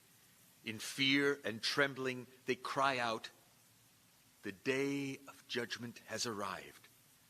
For even the heavenly hosts feel that they are judged and sense that they are not without fault. On this day, we all pass before you, one by one, like a flock of sheep. As a shepherd counts his sheep, making each of them pass under his staff, so you review every living being, measuring the years and decreeing the destiny of every creature. V'shofar gadol yitaka v'kol demama daka yishama.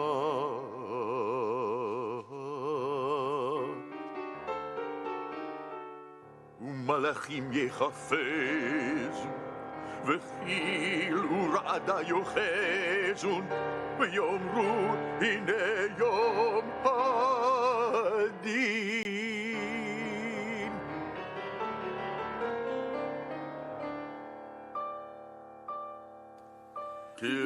Kevakarat roed ro Maver sonai tachat shivto. Kevakarat roed ro Maver sonai tachat shivto. Kentavir v'tispor v'tispor v'timne v'tivkod nefesh v'tivkod nefesh kol chai. Kevakarat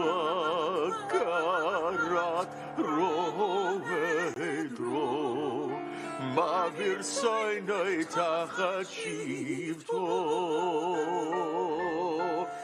Kevakarat roed ro Ma'avir Sinai tachat shivto.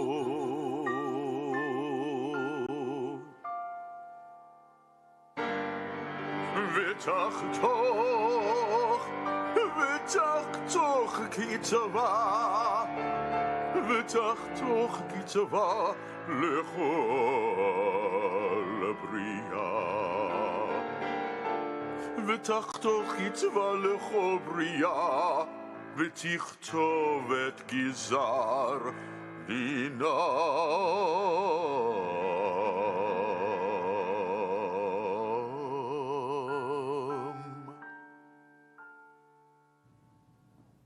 We continue on page 284 and 143 with Birosha Hashanah, Yossi Chazan Mimi, and Rabbi Vogel reciting the Hebrew and the English back and forth. Rosh Hashanah yikatevu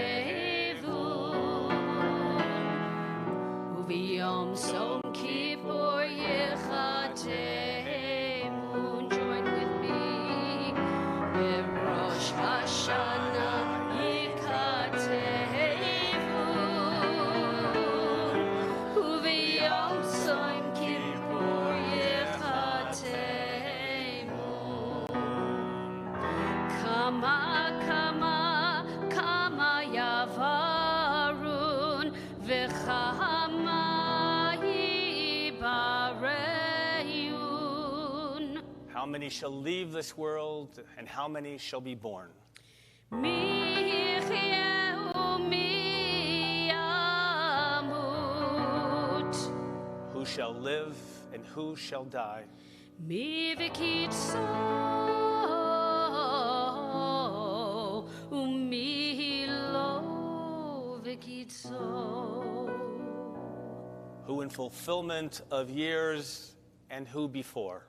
Birosha Hashanah yikatevu u'v'yom Kippur yichatemu.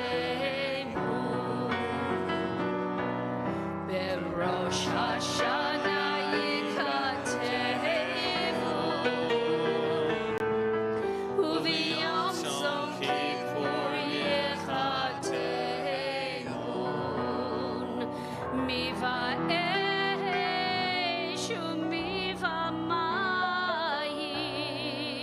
Who shall perish by fire and who by water?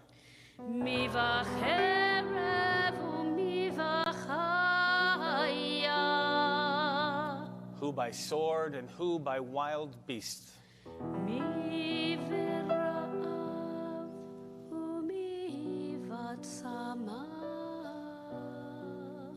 Who by famine and who by thirst? Mi varash umi v'magefa. Who by earthquake and who by plague? Mi v'chanika umi v'skila. Who by strangling and who by stoning?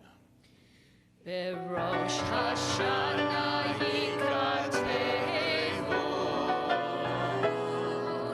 u'v'yom Kippur yichatemu. Birosha Hashanah yikatevu u'v'yom Kippur yichatemu.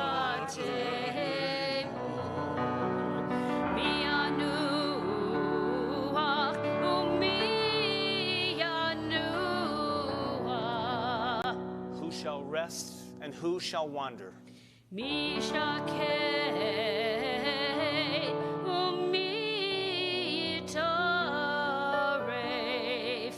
Who will be serene and who will be disturbed?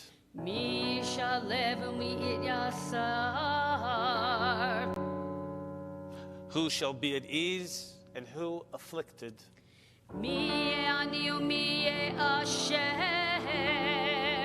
Who shall be impoverished and who enriched? And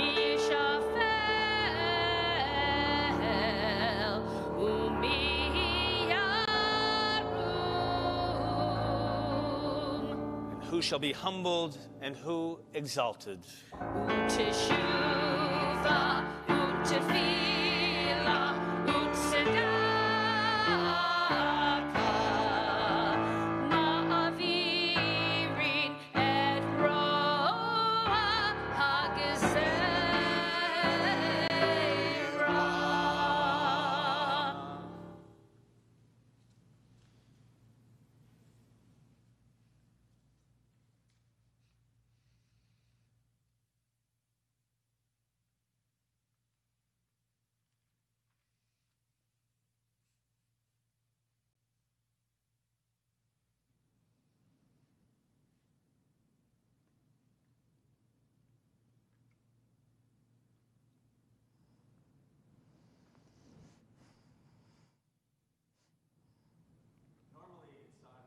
For that I would take some time at this point in our service to make the Yom Kippur appeal. But there's nothing normal about this year. So I'm going to do it today on Rosh Hashanah. Hopefully you've seen the video that we sent out earlier this week sharing with you the financial hardships that we are enduring. For some of you, it probably came as a complete surprise. How could we go so quickly from such a vibrant, dynamic, thriving congregation, a model of programming and creativity, to a synagogue that talked about survival? First of all, you should know that Temple Aliyah is not alone in the situation. Many other synagogues, churches, and other nonprofits are finding themselves in the same situation, this new reality.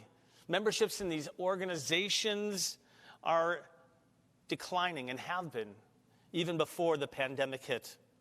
That's the reason that the synagogue leadership has already been thinking about long-term sustainability of synagogue life. We're beginning to consider the changes that will be necessary for synagogues to thrive. That was going to be the future.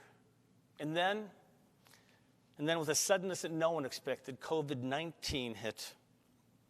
How did our financial situation become so severe so quickly? Well, first of all, just look at the world around us and all the businesses that are struggling. Unfortunately for us, it was the perfect storm of budgetary vulnerabilities. First and foremost were the significant revenue resources that we have that helped always to balance our budget. Revenues from our preschool, catering, rental to outside groups, after March 13th became non-existent. How much has our preschool been impacted? In any given year, we normally would have 140 to 160 students. We started school this year with 28 students. With the hope that students will begin to return, we want them to have a place to be safe, to celebrate community for parents and for their children. We're currently operating at a loss, but we believe they'll come back. Our Seven Center Religious School is also down, which impacts membership and fees that we collect. Second, there are congregants who have been impacted by the pandemic. Probably many of you who are watching right now, requiring new levels of financial aid. As to be expected, we have had many people apply for the first time ever. People who are proud to pay full dues, who now have to apply and ask for financial assistance. Third and finally is the fact that we're not having services in person and that you're watching this in the comfort of your home. For a fair number of our congregants, connection to synagogue is through attending the High Holy Day services. Synagogues are grateful for their commitment. At Aliyah, the ability to come and sit with 1,000 people shoulder to shoulder and feel the power of community, it is empowering. But without the experience, many people are deciding, unfortunately, to opt out of membership this year. As of today, our membership is down about 40%, which apparently is about where other synagogues are as well. For us, this also includes a number of our ECE families who have not joined because their children are not attending. The video that we sent out presented a serious tone because our lay leadership wanted you to have the facts. They wanted to be honest with you about where we were. We only made it through last year, fiscal year ending June 30th, because of the PPP loan grant that we received that allowed us to keep our teachers and other staff members on payroll. So how we responded to these unprecedented financial challenges? Those of you who have seen the emails know that we've cut our expenses wherever we could, including cuts in staff and staff salaries. Earlier in the summer, when we were already anticipating challenging times, I approached some congregants who have had a history of supporting the synagogue. As a result, Jody and Howard Tenenbaum and Jill and Jonathan Manhan stepped forward and established a significant membership scholarship to fund those congregants who have suffered profoundly from this pandemic. In addition, Robin and Harley Frank are sponsoring our Community of Caring program this year. These are significant gifts.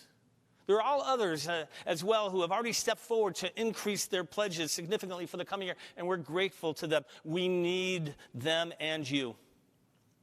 Some of you have asked how much we need to raise, and we're working on that number. But there's still so many uncertainties, as you can imagine. It's going to depend on COVID-19, the willingness of their parents to send their children to school. So much is up in the air. No matter what happens, we know it's going to be a significant shortfall, very serious. It could mean that we need to raise 3 times the amount of money by donations than we normally raise in a given year. We need all of you who have the means to step forward in meaningful ways. This is an unusual year. And please know that without your increased support, our ability to maintain our programs may be severely compromised. the ability to meet your needs, the needs of our community. We may be faced with decisions about programming and staff that nobody wants to face. And our fear is that such cutbacks will impact further the future of our synagogue and the ability to function as one. I mentioned just earlier that the synagogue model would change. It has to in order to find a more sustainable model for the future. We have tried to be proactive in this area. You should have received information about our exploratory discussions with Shomrei Torah about a model of what a new synagogue would look like. One that could come together in amazing ways, not only to help our congregants, but to the community at large. It's going to take creativity like that to deal with the Jewish future. Those discussions are getting started, and I believe we have the courage to think creatively about the future. But at this moment, we have to think about survival. We need to come together as a community. You need to come together. We're in desperate need of new patrons at $5,000 and pillars beginning at $10,000 if you have the means. But this year, whatever you can give, we hope and pray it's going to be more than last year. We need it more than ever before. There are a number of ways in which you are able to donate. If you look back in your emails, through your box, you're going to find an email, be one coming out this coming week as well from our My Aliyah campaign. Click on that link, you'll find the donation. You can also go to our website and click on donate. Or if you prefer doing it the old-fashioned way, you are going to be receiving one of these that will look familiar to you. Right? Little tab, our usual pledge card. And if you feel more comfortable mailing that in as your commitment, just like you used to, you can. And we hope on Yom Kippur to be able to acknowledge all those who have been able to give thus far, because it's only with your assistance that we're going to be able to continue in this way. We've shared together family and community moments, celebrations and sorrows. It's now time for us to come together as a community to ensure our survival in these challenging times. Please help. We're going to continue now with the Kedusha part of the Amidah. Rise, if you will, page 288 or 145.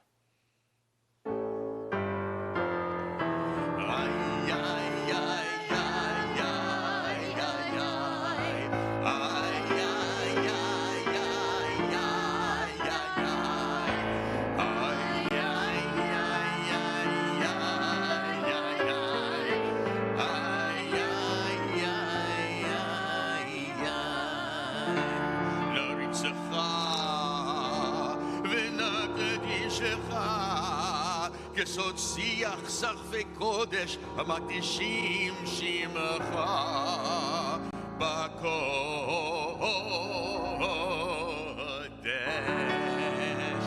ככתוב ידמיך בקורא זה אל זה ואמר קדוש קדוש קדוש אדוני צבאות מלוך הארץ כבודו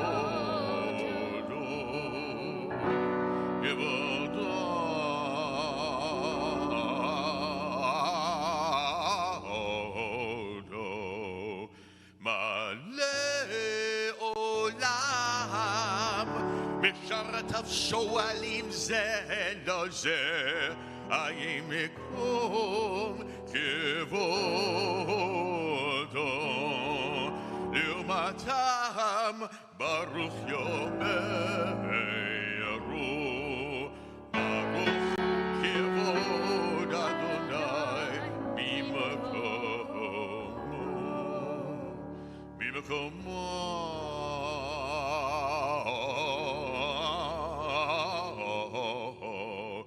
הוא יפן ברחמים ויכון עמם יחדים שמו ערב ובוקר בכל יום תמיד פעמיים באהבה Shema Omerim, Shema Yisrael, Adonai Eloheinu, Adonai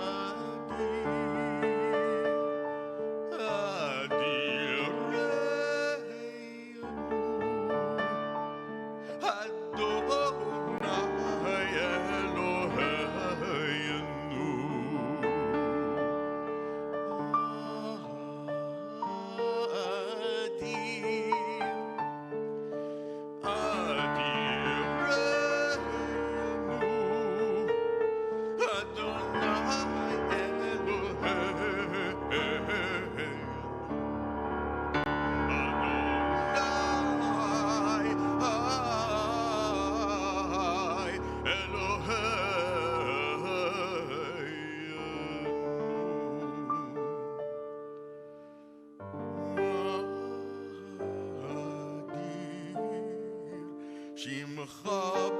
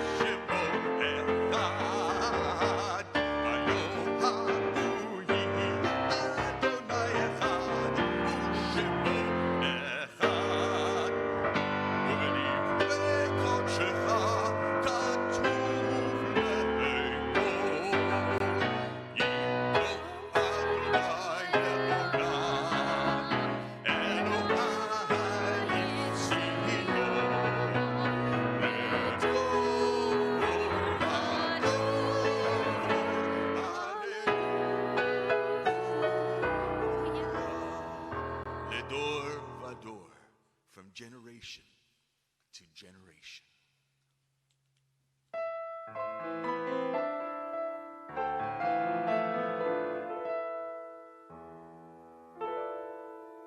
לדור ודור נגיד גודלך ולנצח נצחים קדושתך נקדיש.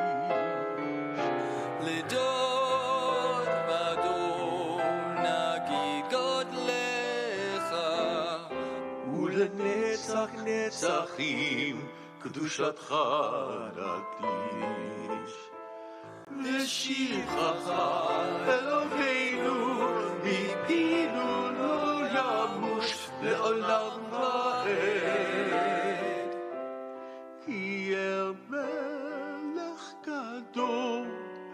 וקדוש אתה, גדול וקדוש אתה. לדור ודור נגיד גודלך, ולנצח נצחים קדושתך נגיד.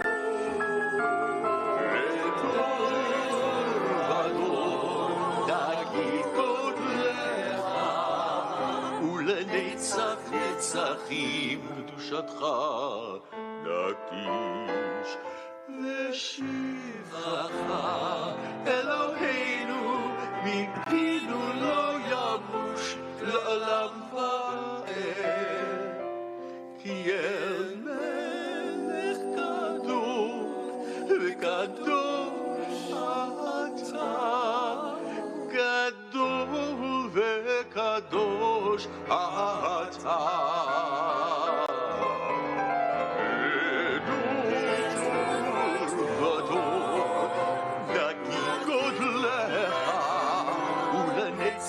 נצחים קדושתך לדור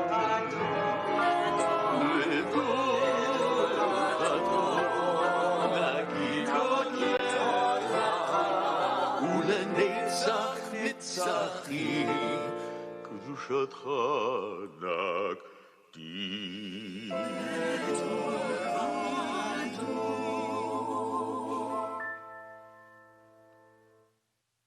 We turn now to page 146 and 292 for V'chol Maminim.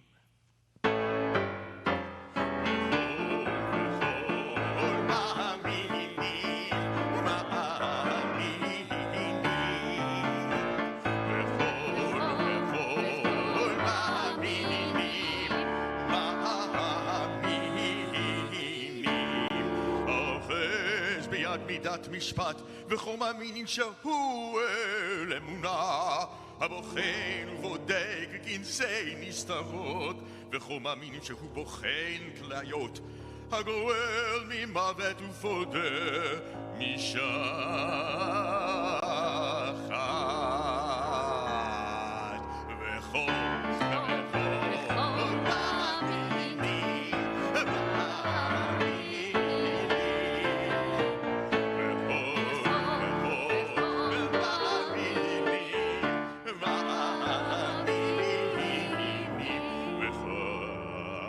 וכל מאמינים שהוא טוב לכל, היודע יצר כל יצורם, וכל מאמין שהוא יוצרם בבוטן, הכל יכול וכל עולם יחד, וכל מאמינים שהוא כל יכול.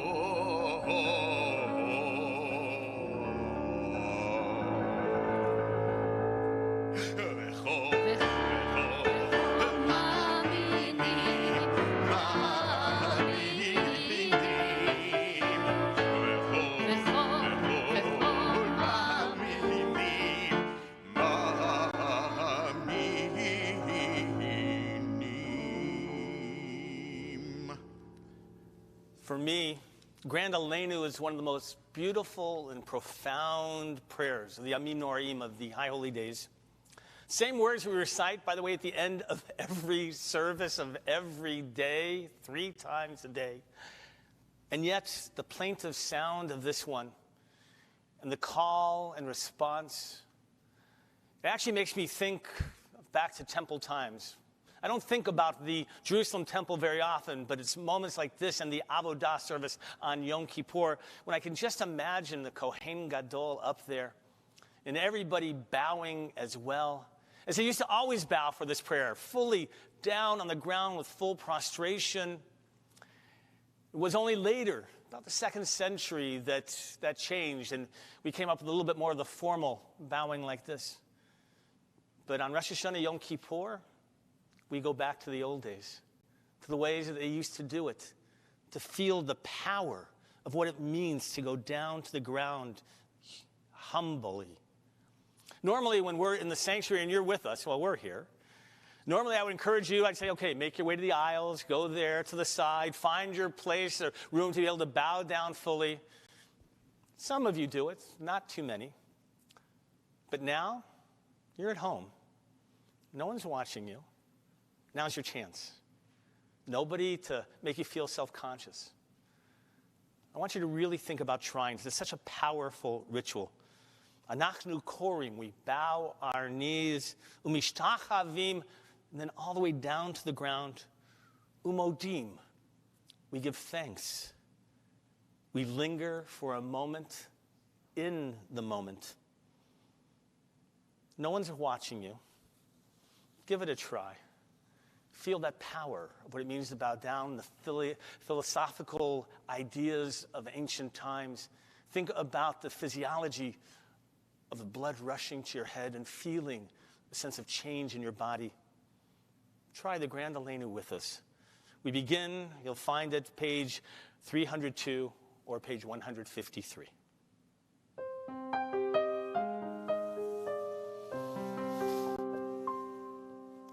Yehiyu l'ratzon imrei fi v'hegyon libi lefanecha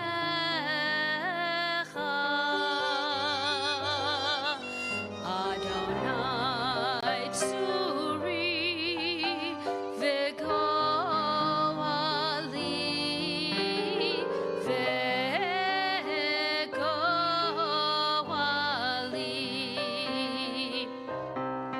May the words of my mouth and the meditation of my heart find favor before you.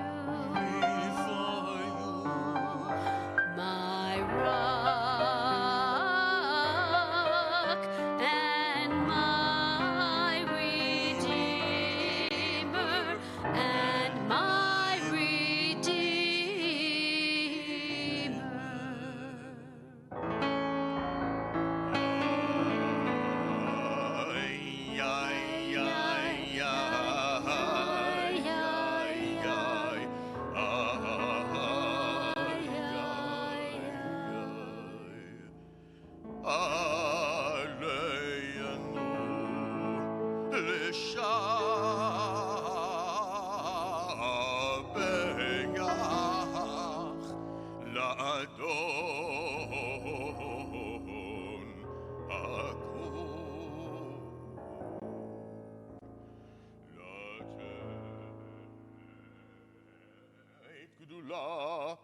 ליוצר בראשית שלא עשנו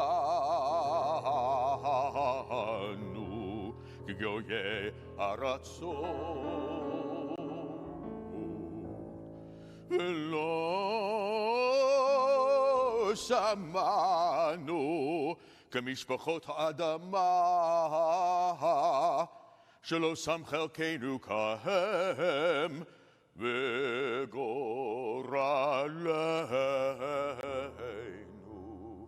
ככל המונם.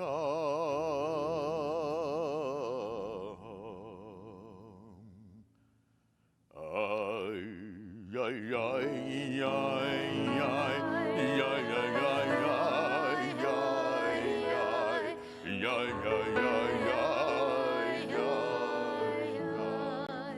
ואנחנו כאורים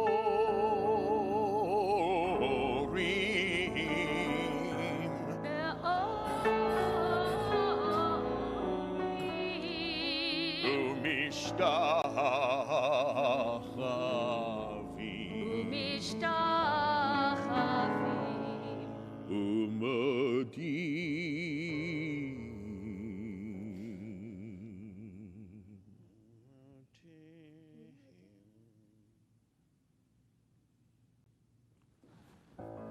לפני מלך מלכי המלכים הקדוש ברוך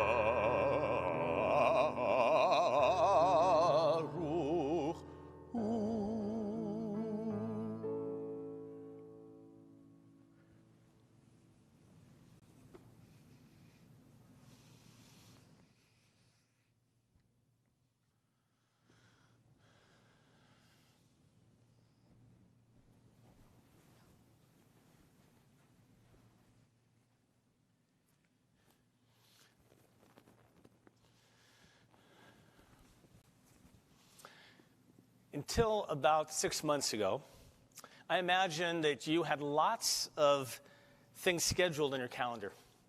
Perhaps it was a cruise or another exotic vacation, maybe even a trip to Israel for a family bar mitzvah. Imagine some of you had dates in your calendars for Lakers games, Dodger games, musical at the Amundsen, Pantages, dinner dates with friends.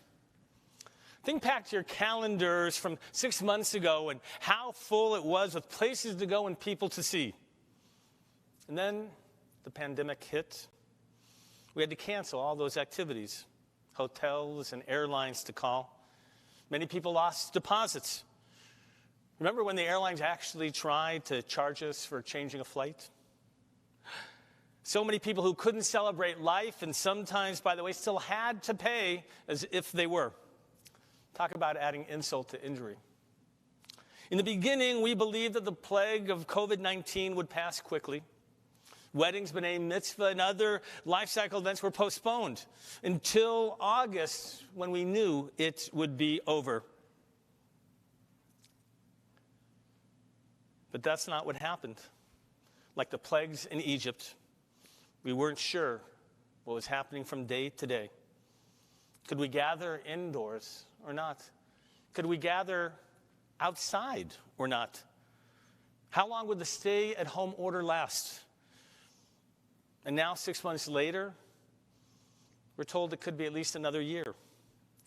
What happens when life is on hold? What happens when every day feels like the day before with no end in sight? Will my family be able to survive financially?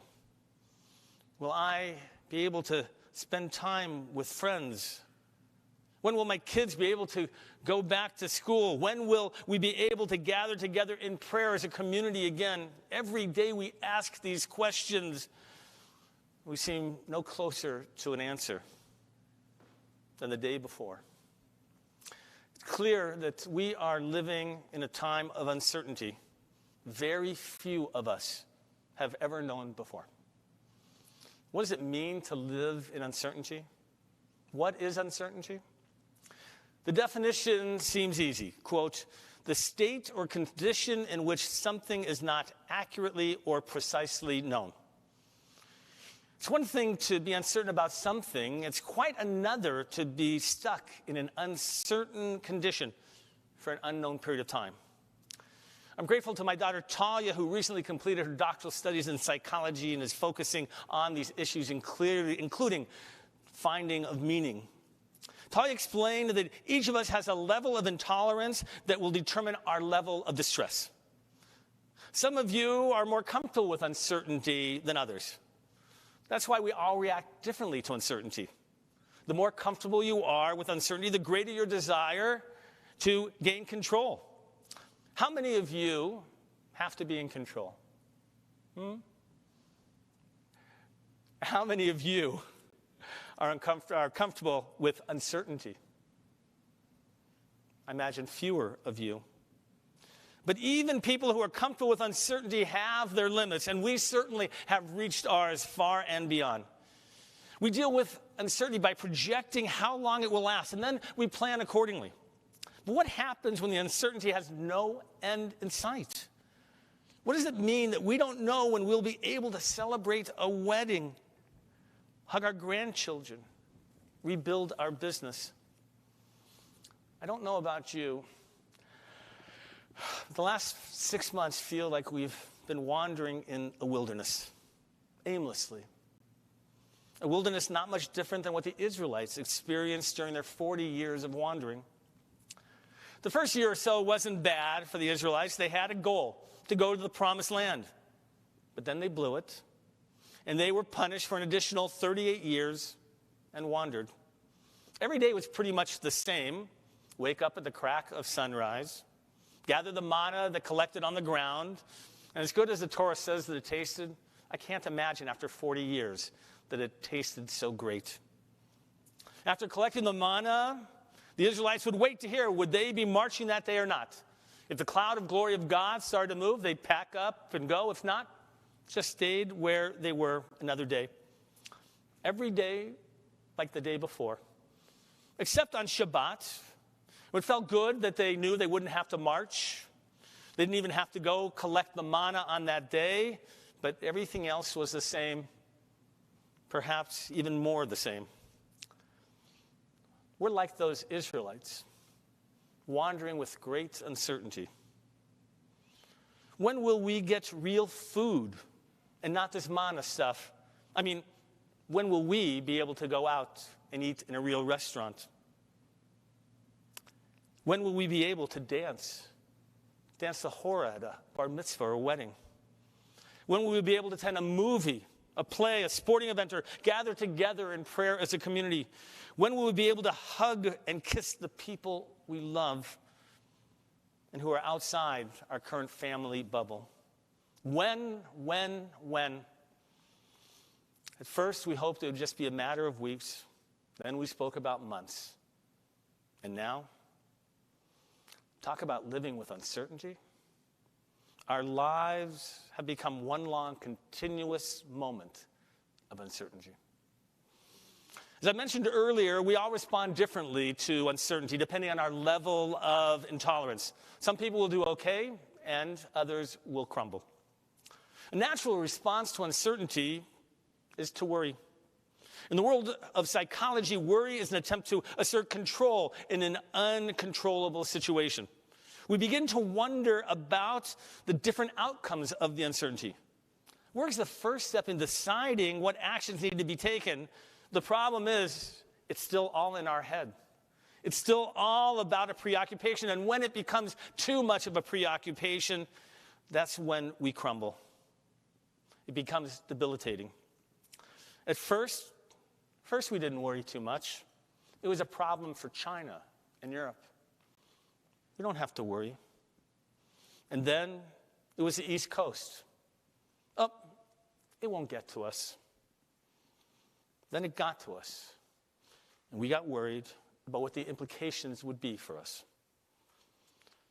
When the worry scenarios become too real, it's natural for fear to set in. One of the first manifestations of uncertainty is fear. We didn't know what to be afraid of because we didn't even know for sure how it spread. People handled their uncertainty differently. Some were afraid to leave their homes, while others were comfortable going out to parties. In the early days, we were forced and faced with decisions every day.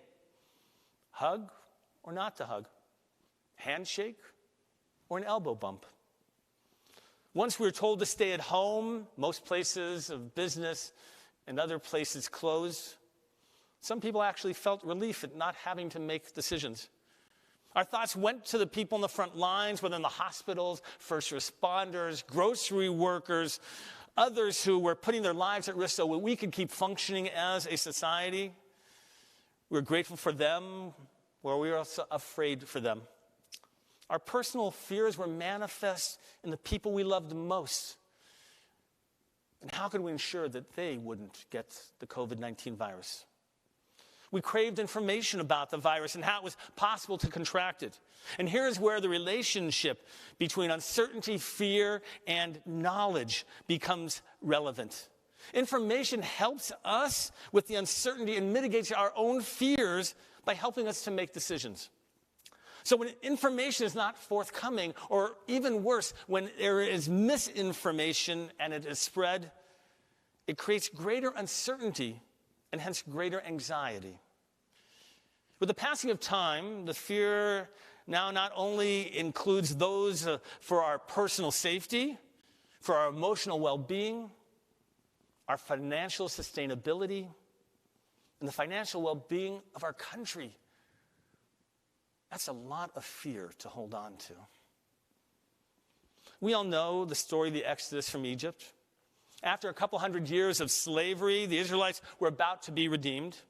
They witnessed the power of the 10 plagues, and among them, who wouldn't be excited about experiencing freedom? How could we imagine that all the Israelites would not have been overjoyed about a better future? And yet, there's a rabbinic tradition by the commentator Rashi that says that the Israelites were actually expelled from Egypt against their will. This view of Rashi is derived from the Torah verse, quote, "The Egyptians urged the people on, impatient to have them leave the country." What does it mean that the Egyptians urged the people, the Israelites, on? According to Rashi, it meant they had to throw the Israelites because they hadn't prepared yet. They hadn't finished their preparations to leave Egypt. I want to suggest another answer, though. As much as the Israelites wanted freedom, they were also afraid of it. They were more comfortable with the slavery they knew than the freedom that was represented by the uncertainty of the future. Several times after the Israelites left Egypt and they encountered challenges and hardship, they immediately said, "Let us go back to Egypt. I'd rather die there than out here in the wilderness." Why do people stay in jobs they hate or in abusive relationships? It's the fear of an uncertain future. The Torah requires to set slaves free after certain periods of slavery, and yet it also permits slaves to become perpetual slaves if they wish, because of the realization that for some people the certainty of slavery is easier to live with than the uncertainty of freedom. When it comes to fear, the fear that we know is often stronger, more powerful than the fear of the unknown. The difference between our own uncertainty and that of the Israelites in the wilderness is that they did not have to make any decisions. At least as the Torah describes it, everything was given to them. Every day they had what was necessary for their sustenance and for their travels. We, on the other hand, we're faced daily with decisions about what we will do. Will we risk going to the market today? If so, what time do I go to avoid the crowd? I want to visit friends. What's the best way to practice safe distancing? When will I be comfortable enough to send my child back to the preschool? We want to go visit that child or grandchild that we haven't seen in so long. Will we actually risk getting on a plane? With every question, our fears increased. We must own that we are in unusual times. Then we have to figure out which fears are unnecessary, and then prepare to confront the legitimate fears. While we are responding with worry and fear, we're also trying to make meaning of our experience. For some people, it is as simple as the idea that they're being tested that helps them make sense of what is happening to them. It's human nature to engage in meaning making, as my daughter Talia taught me. This is the process by which we make sense of life events or ourselves. We want everything to have a purpose, and we want that each part of our life be part of a purposeful existence. The only problem with the search for meaning at this point is the fact that we're not out of the uncertainty yet. It's only after we've passed the challenge that we can often look back with a different perspective to truly understand what the experience meant in our life. Unfortunately, our brains are still in a meaning-making mode, and so we look for the silver linings, the things that we have already learned, and those do help us. I actually started writing this sermon, or at least a version of it, about 2 months after the pandemic started. It was tentatively called, "What Will We Take from the Pandemic?" Like most other people, I assumed the pandemic would be short-lived, and it would be a time here at Rosh Hashanah at this time to reflect on its meaning in our lives and what we would take away and back and keep in our lives. And then a couple of months ago, I realized that I would not be giving that sermon, at least not yet. Because that sermon requires that we be past this pandemic and able to reflect back on it. How have we tried to make sense of this pandemic? For some people, it's been at a personal level. These past 6 months have made us realize the importance of prioritizing family. For those who have family living at home, they've tried to appreciate the time together rather than seeing it as a period of forced incarceration.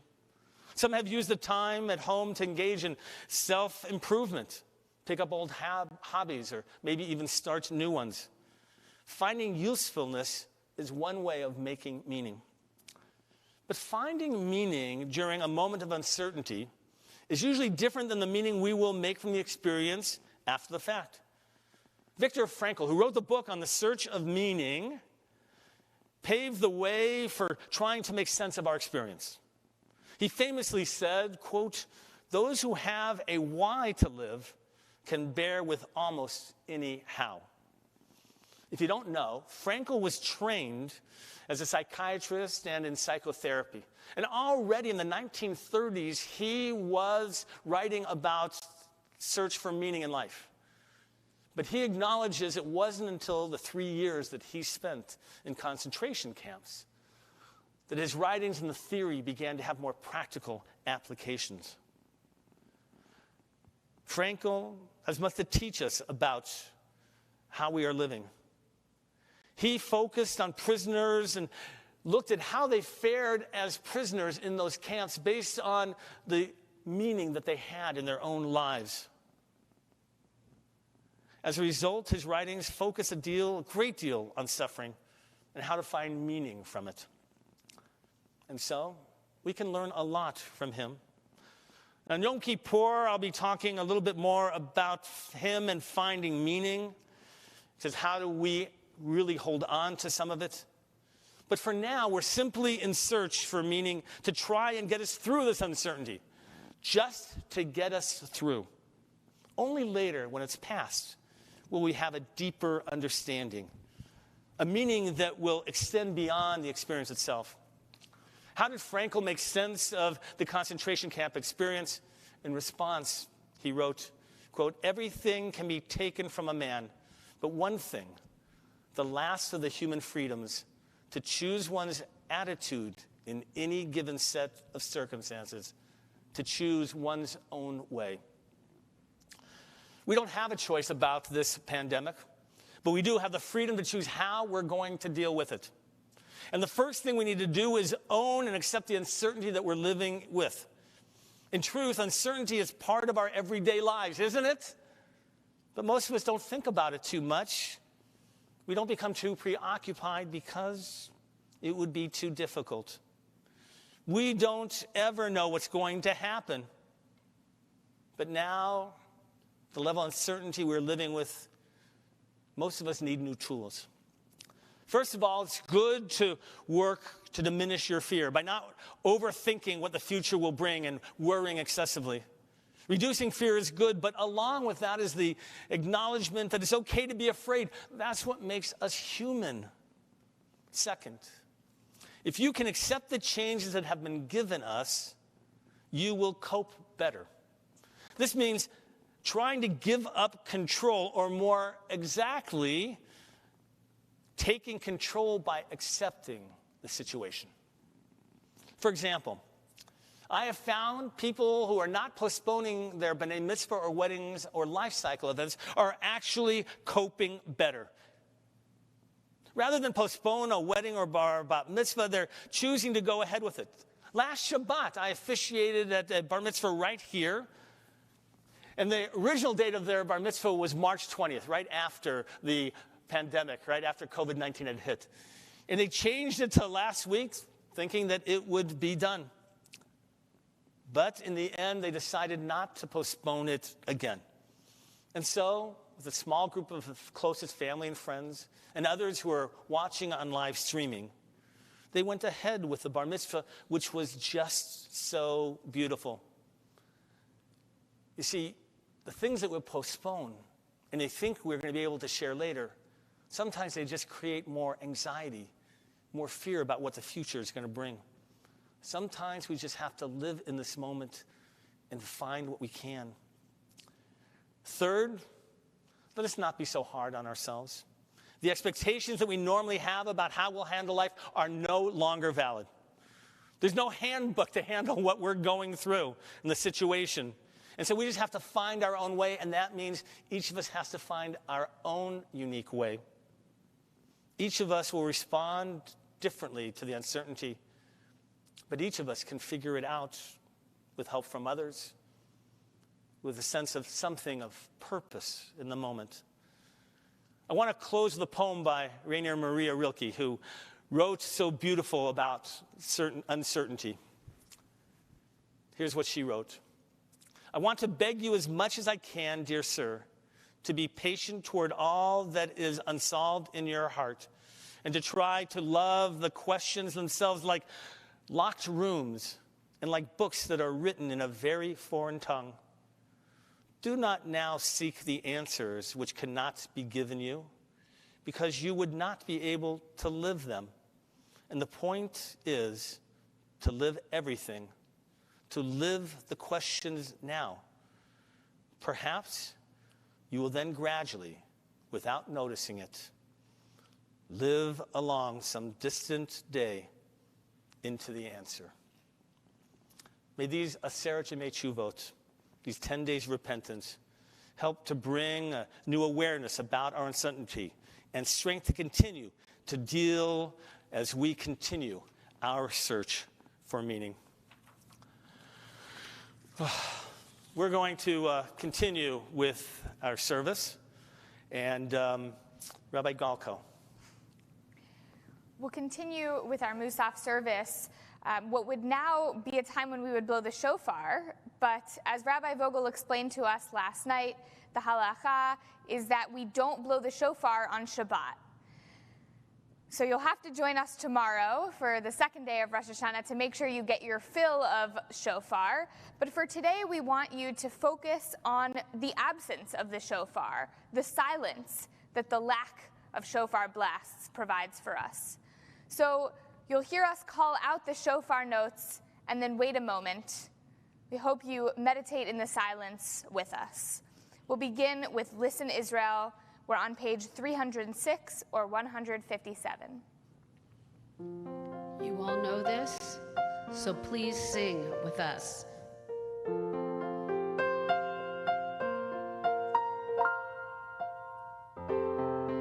Listen, Israel, Adonai, our God is one.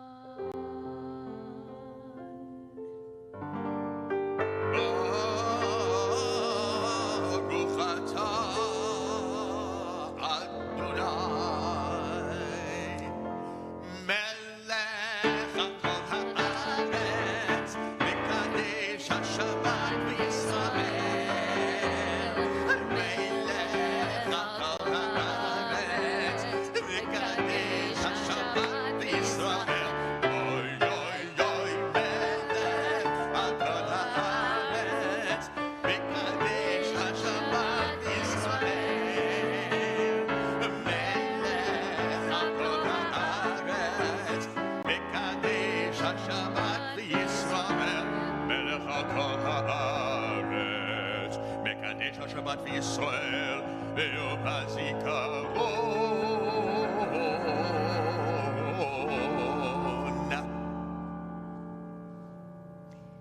Tikiya. Shvarim Trua. Tikiya.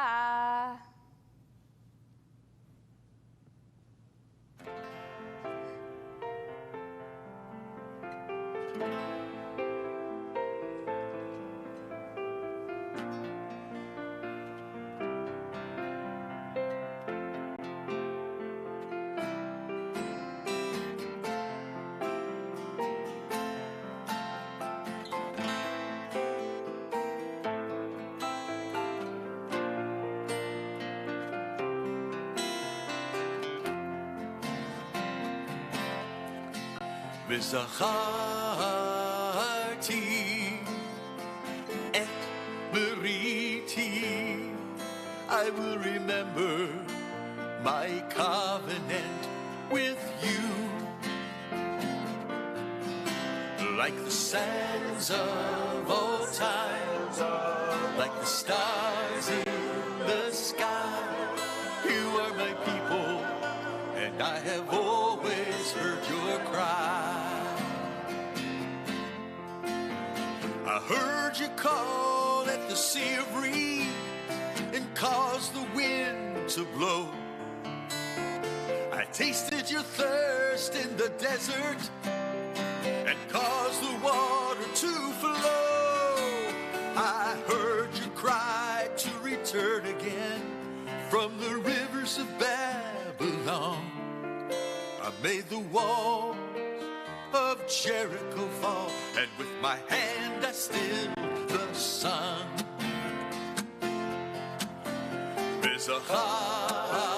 וזכרתי את בריתי. I will remember my covenant with you. Remember, like the sands of old time, like the stars in the sky. You are my people, and I have always heard your cry. I heard you call for freedom from the soldiers' deadly hands. And when the temple walls came tumbling down, I gave you, Yavneh, a second chance. And when the world tried to wipe you out, on your lips you spoke my name. You remembered our covenant as you walked into the flame. And when you hear a still small voice, my face is turning toward you. Like a father loves his children and forgives the things that they do. You are my people, and I am your God of Abraham, Yitzchak, and Yaakov.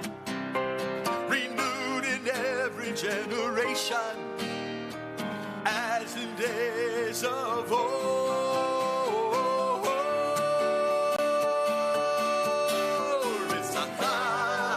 Tzachati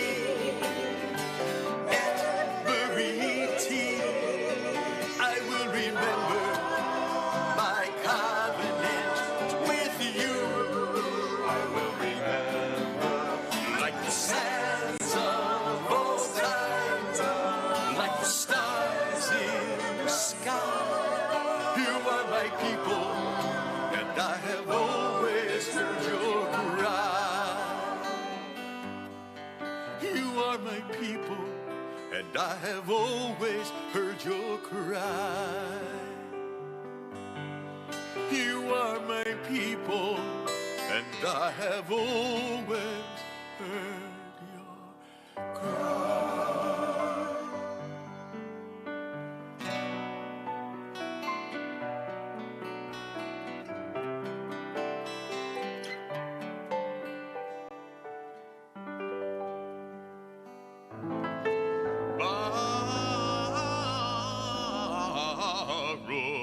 ata Adonai zocher haberit.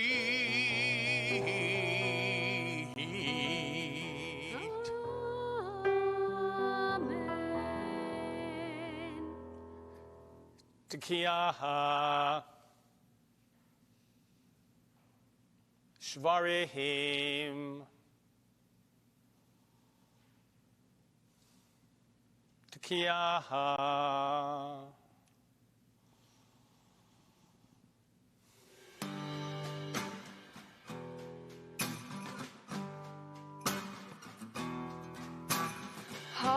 Hallelujah, El Bekocho. Hallelujah, Birkia Uzo. Hallelujah, Bigurota. Hallelujah, Kero Gulo. Hallelujah, Betega Shofar. Hallelujah, Benevel Bethinor. Hallelujah,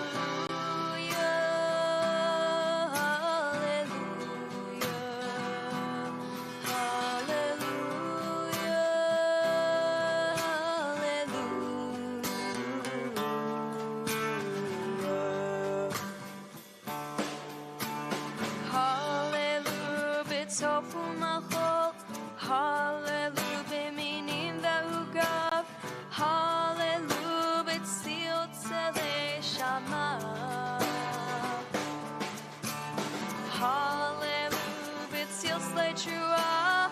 Kol Hanshama Tehalelia. Hallelujah, Hallelujah. Hallelujah, hallelujah,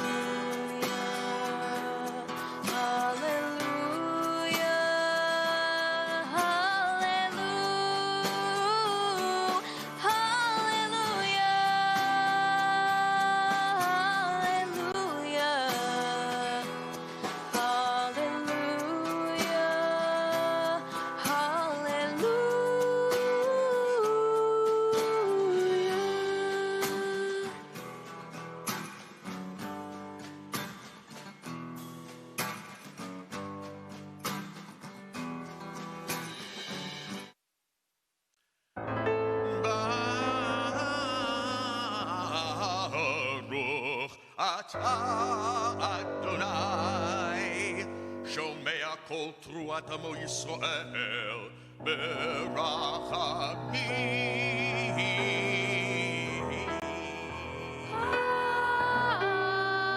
Amen. Tekiah, Trua, Tekiah Gedola. We continue with Hayyom to Alenu, page 336 or 170.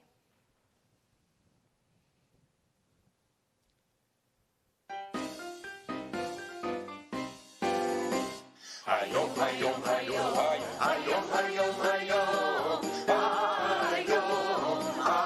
Hayyom, Hayyom te'amseinu, Amen.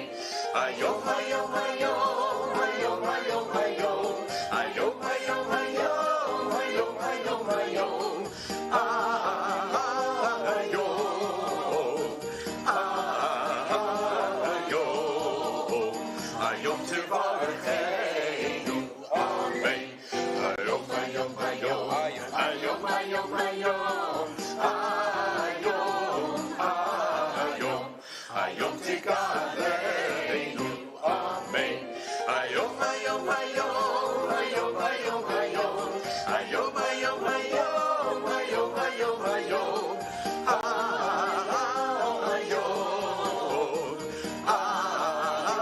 Hayyom, Hayyom Kedushainu leTorah, Amen. Hayyom, Hayyom, Hayyom, Hayyom, Hayyom, Hayyom,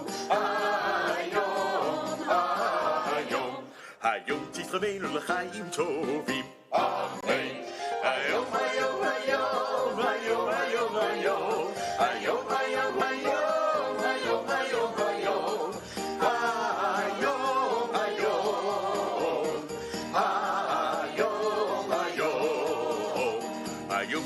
Shabbatenu. Amen. Hayyom, Hayyom, Hayyom, Hayyom, Hayyom, Hayyom, Hayyom, Tikabel berachamim, uvratzon tefillatenu. Amen. Hayyom, Hayyom, Hayyom, Hayyom, Hayyom, Hayyom, Hayyom, Hayyom, Hayyom, Hayyom, Hayyom, Hayyom, Hayyom, Hayyom, Hayyom, Hayyom titmachenu b'mimin tzedkecha. Amen. Baruch atah Adonai oseh hashalom.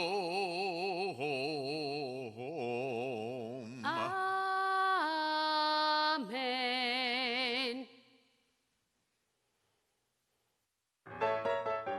Yitgadal v'yitkadash shemei Rabbah. Be'alma divrach hirutei v'yamlich malchutei. V'chayachon u'v'yom echon u'v'chayedecho b'it Yisrael ba'agala u'v'zman kariv. Ve'imru amen. Yehesh me'Rabbah le'orach le'olam olam le'olaya yitbarach Yitbarach v'yishtabach v'yitpa'ar v'yitromam v'yitnaseh v'yithadar v'yitaleh v'yithalol Shemei dekudesha richu Ela le'ela min kol birchata v'shirata Tushbechata v'nechemata damiran be'alema Tushbechata v'nechemata damiran be'alema Ve'imru amen. Titgabal Solon Uvahuton Bechol Beit Yisrael Kodom Avuhon Di Vishemaya Di Vishemaya Di Vishemaya Ve'imeru Yehi Shlom Rabbo Min Shemaya V'chayim V'chayim Alenu Alenu V'Yakov Yisrael V'Yakov Yisrael Ve'imeru Ose Shalom Imromav Hu Yaseh Shalom Alenu Alenu Ve'Yakov Yisrael Ve'imeru Amen. I get such a kick out of that. Choir, you guys are awesome. We rise, page 342 or 173 for Alenu. Alenu l'shabeach l'adon hakol latet gedula leotzer breshit shelo asanu kigoyei aratzot velo samanu k'mishpachot ha'adama shelo sam chelkeinu kahem v'gor aleinu kecho hamonam.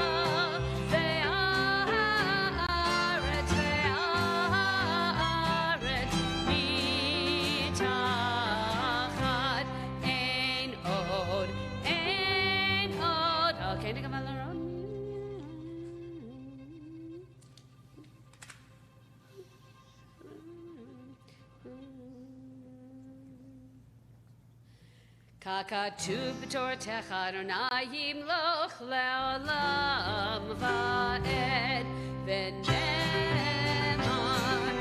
hayat Adonai le'melech al kol ha'aretz v'yom ha'hu yihyeh Adonai echad u'shemo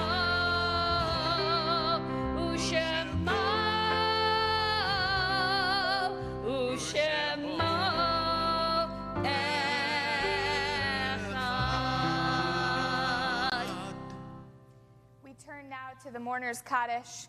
You'll see scrolling next to me on screen are the names of those who are observing a yahrzeit this week. Of course, in addition to those names, we're all saddened by the passing yesterday of U.S. Supreme Court Justice Ruth Bader Ginsburg. For anyone who is observing a yahrzeit or in a period of mourning, or for anyone who has need or desire to recite Mourner's Kaddish, please rise and join with me, page 346 and 174. Yitgadal v'yitkadash shemei Rabbah, be'alma divrach yirutei v'yamlich malchutei, b'chayechon uv'yomechon uv'chayei d'chol Beit Yisrael, ba'agala uv'izman kariv v'imru amen.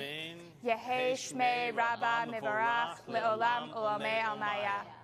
Yitbarach v'yishtabach v'yitpa'ar v'yitramam v'yitnaseh, v'yithadar v'yit'aleh v'yithalal shmei d'kudsha brichu. Le'ela le'ela mikol birchata v'shirata, tush b'chata v'nechemata, da'amiran be'alma v'imru amen. Yehei shlama Rabbah min shmaya, Hayyom and Alenu ve'al kol Yisrael v'imru amen. Oseh shalom b'mromav, hu ya'aseh shalom, Alenu ve'al kol Yisrael v'imru amen. Amen. All right. So we went a couple minutes past our target time, which should make you really feel like you really were here with us. And I want you to imagine you don't have to walk home. You don't have to walk out to the car. You're going to be walking out talking to people anyway. So I'm just going to give you some announcements, and then I shared a story for you that I always try and do at the end, just as something to think about. So for many of you, you know that one of our great moments here and profound moments is during the Eilah at the end of Yom Kippur, where people are allowed to come up. We wait in line and go in front of the ark and offer personal prayers. Well, we're going to allow you to do that. We have dates already and times for Sunday night, for Monday night. You can go on to our website, and you can find under the templealiyah.org, if you want / HH 2020, or just click on the High Holiday section. You'll find under Experiences the capability of signing up for that, so you have that opportunity. As well, by the way, for Yizkor, we're hoping and we want to have and share pictures of the loved ones that you are remembering. So those of you who are technologically savvy, you can upload pictures, and you're going to find it there, the same website. Go there, and under Experiences, it'll have Yizkor. You're going to click on there. If you can upload a picture, we're going to show them during the Yizkor service on Yom Kippur. And if you don't know how to upload, then you can send us a picture. If you get it in the mail on Monday, just send us a picture that you don't want back necessarily, in case we can't get it back to you. But hopefully we might be able to get it in time, depending on the U.S. Postal Service. But we're going to try and include as many of those pictures as we can. Unfortunately, our Kar Nidre and the Shofar experiences are already sold out, but we're looking forward to sharing with you. This has been so great, clergy. I just seeing you all, even if you're far away, and David and AV Masters, you're just all fabulous. And thank you to the families and everybody, the Entons, just with great gratitude. So here's the story. The story is told about a bank that was opening a new branch in a new location. The bank manager received a floral arrangement from a friend of his. When the friend who had sent it walked into the branch to visit with his friend on opening day, he saw there the floral arrangement that said, "Rest in peace." He was just mortified. Couldn't understand how a mistake could be made like that. So he talked to his friend, and then he immediately went to the florist. And he started complaining, "How could you send that? It's so embarrassing. It was horrible." And the florist was like apologized and apologized and couldn't apologize enough. He said, "But you know, somewhere today, a man was buried underneath a wreath that said, 'Good luck in your new location.'" You know, we all make mistakes like that florist. Sometimes we just have to make the best of them. On Rosh Hashanah, this new year, it's time to think about the mistakes we've made, big ones and small ones alike. During these 10 days, we're supposed to think about how do we apologize for those mistakes? How do we actually go back to the people we've harmed? And how do we make good? How do we reflect on how to undo these wrongs if possible? And then we pledge to try to avoid these mistakes and to have a better year, to be better versions of ourselves. In this coming year, as we start now, may these days help us to repair the broken relationships in our lives and help us to become better people, the people we want to be. We all want to wish you all, the clergy here, Shanah Tova. We're going to conclude with a little bit of Adon Olam, the first stanza and the last stanza, and then, of course, we'll finish with the Shanah Tova. So hopefully you'll join along with us. Here we go. You'll find it on page, hold on, I'm going to tell you, page 348 or page 175. Adon Olam Asher Malach B'Terem Kol Yitzir Nivra Le'nasa B'Chefzo Kol Azai Melech Shemo Nikra. Hey, yalla la la la la, yalla la la la la, yalla la la la la, yalla la la la, yalla la la la la, yalla la la la.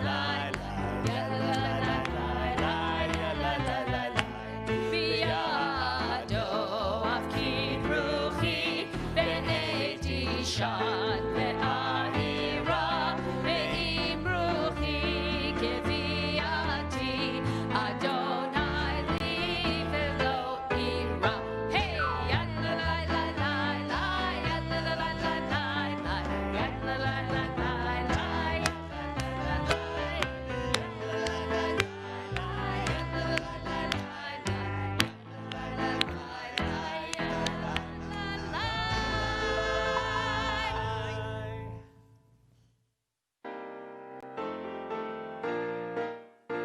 Shana Tova Tikatevu, Shana Tova Tikatevu, Tikatevu,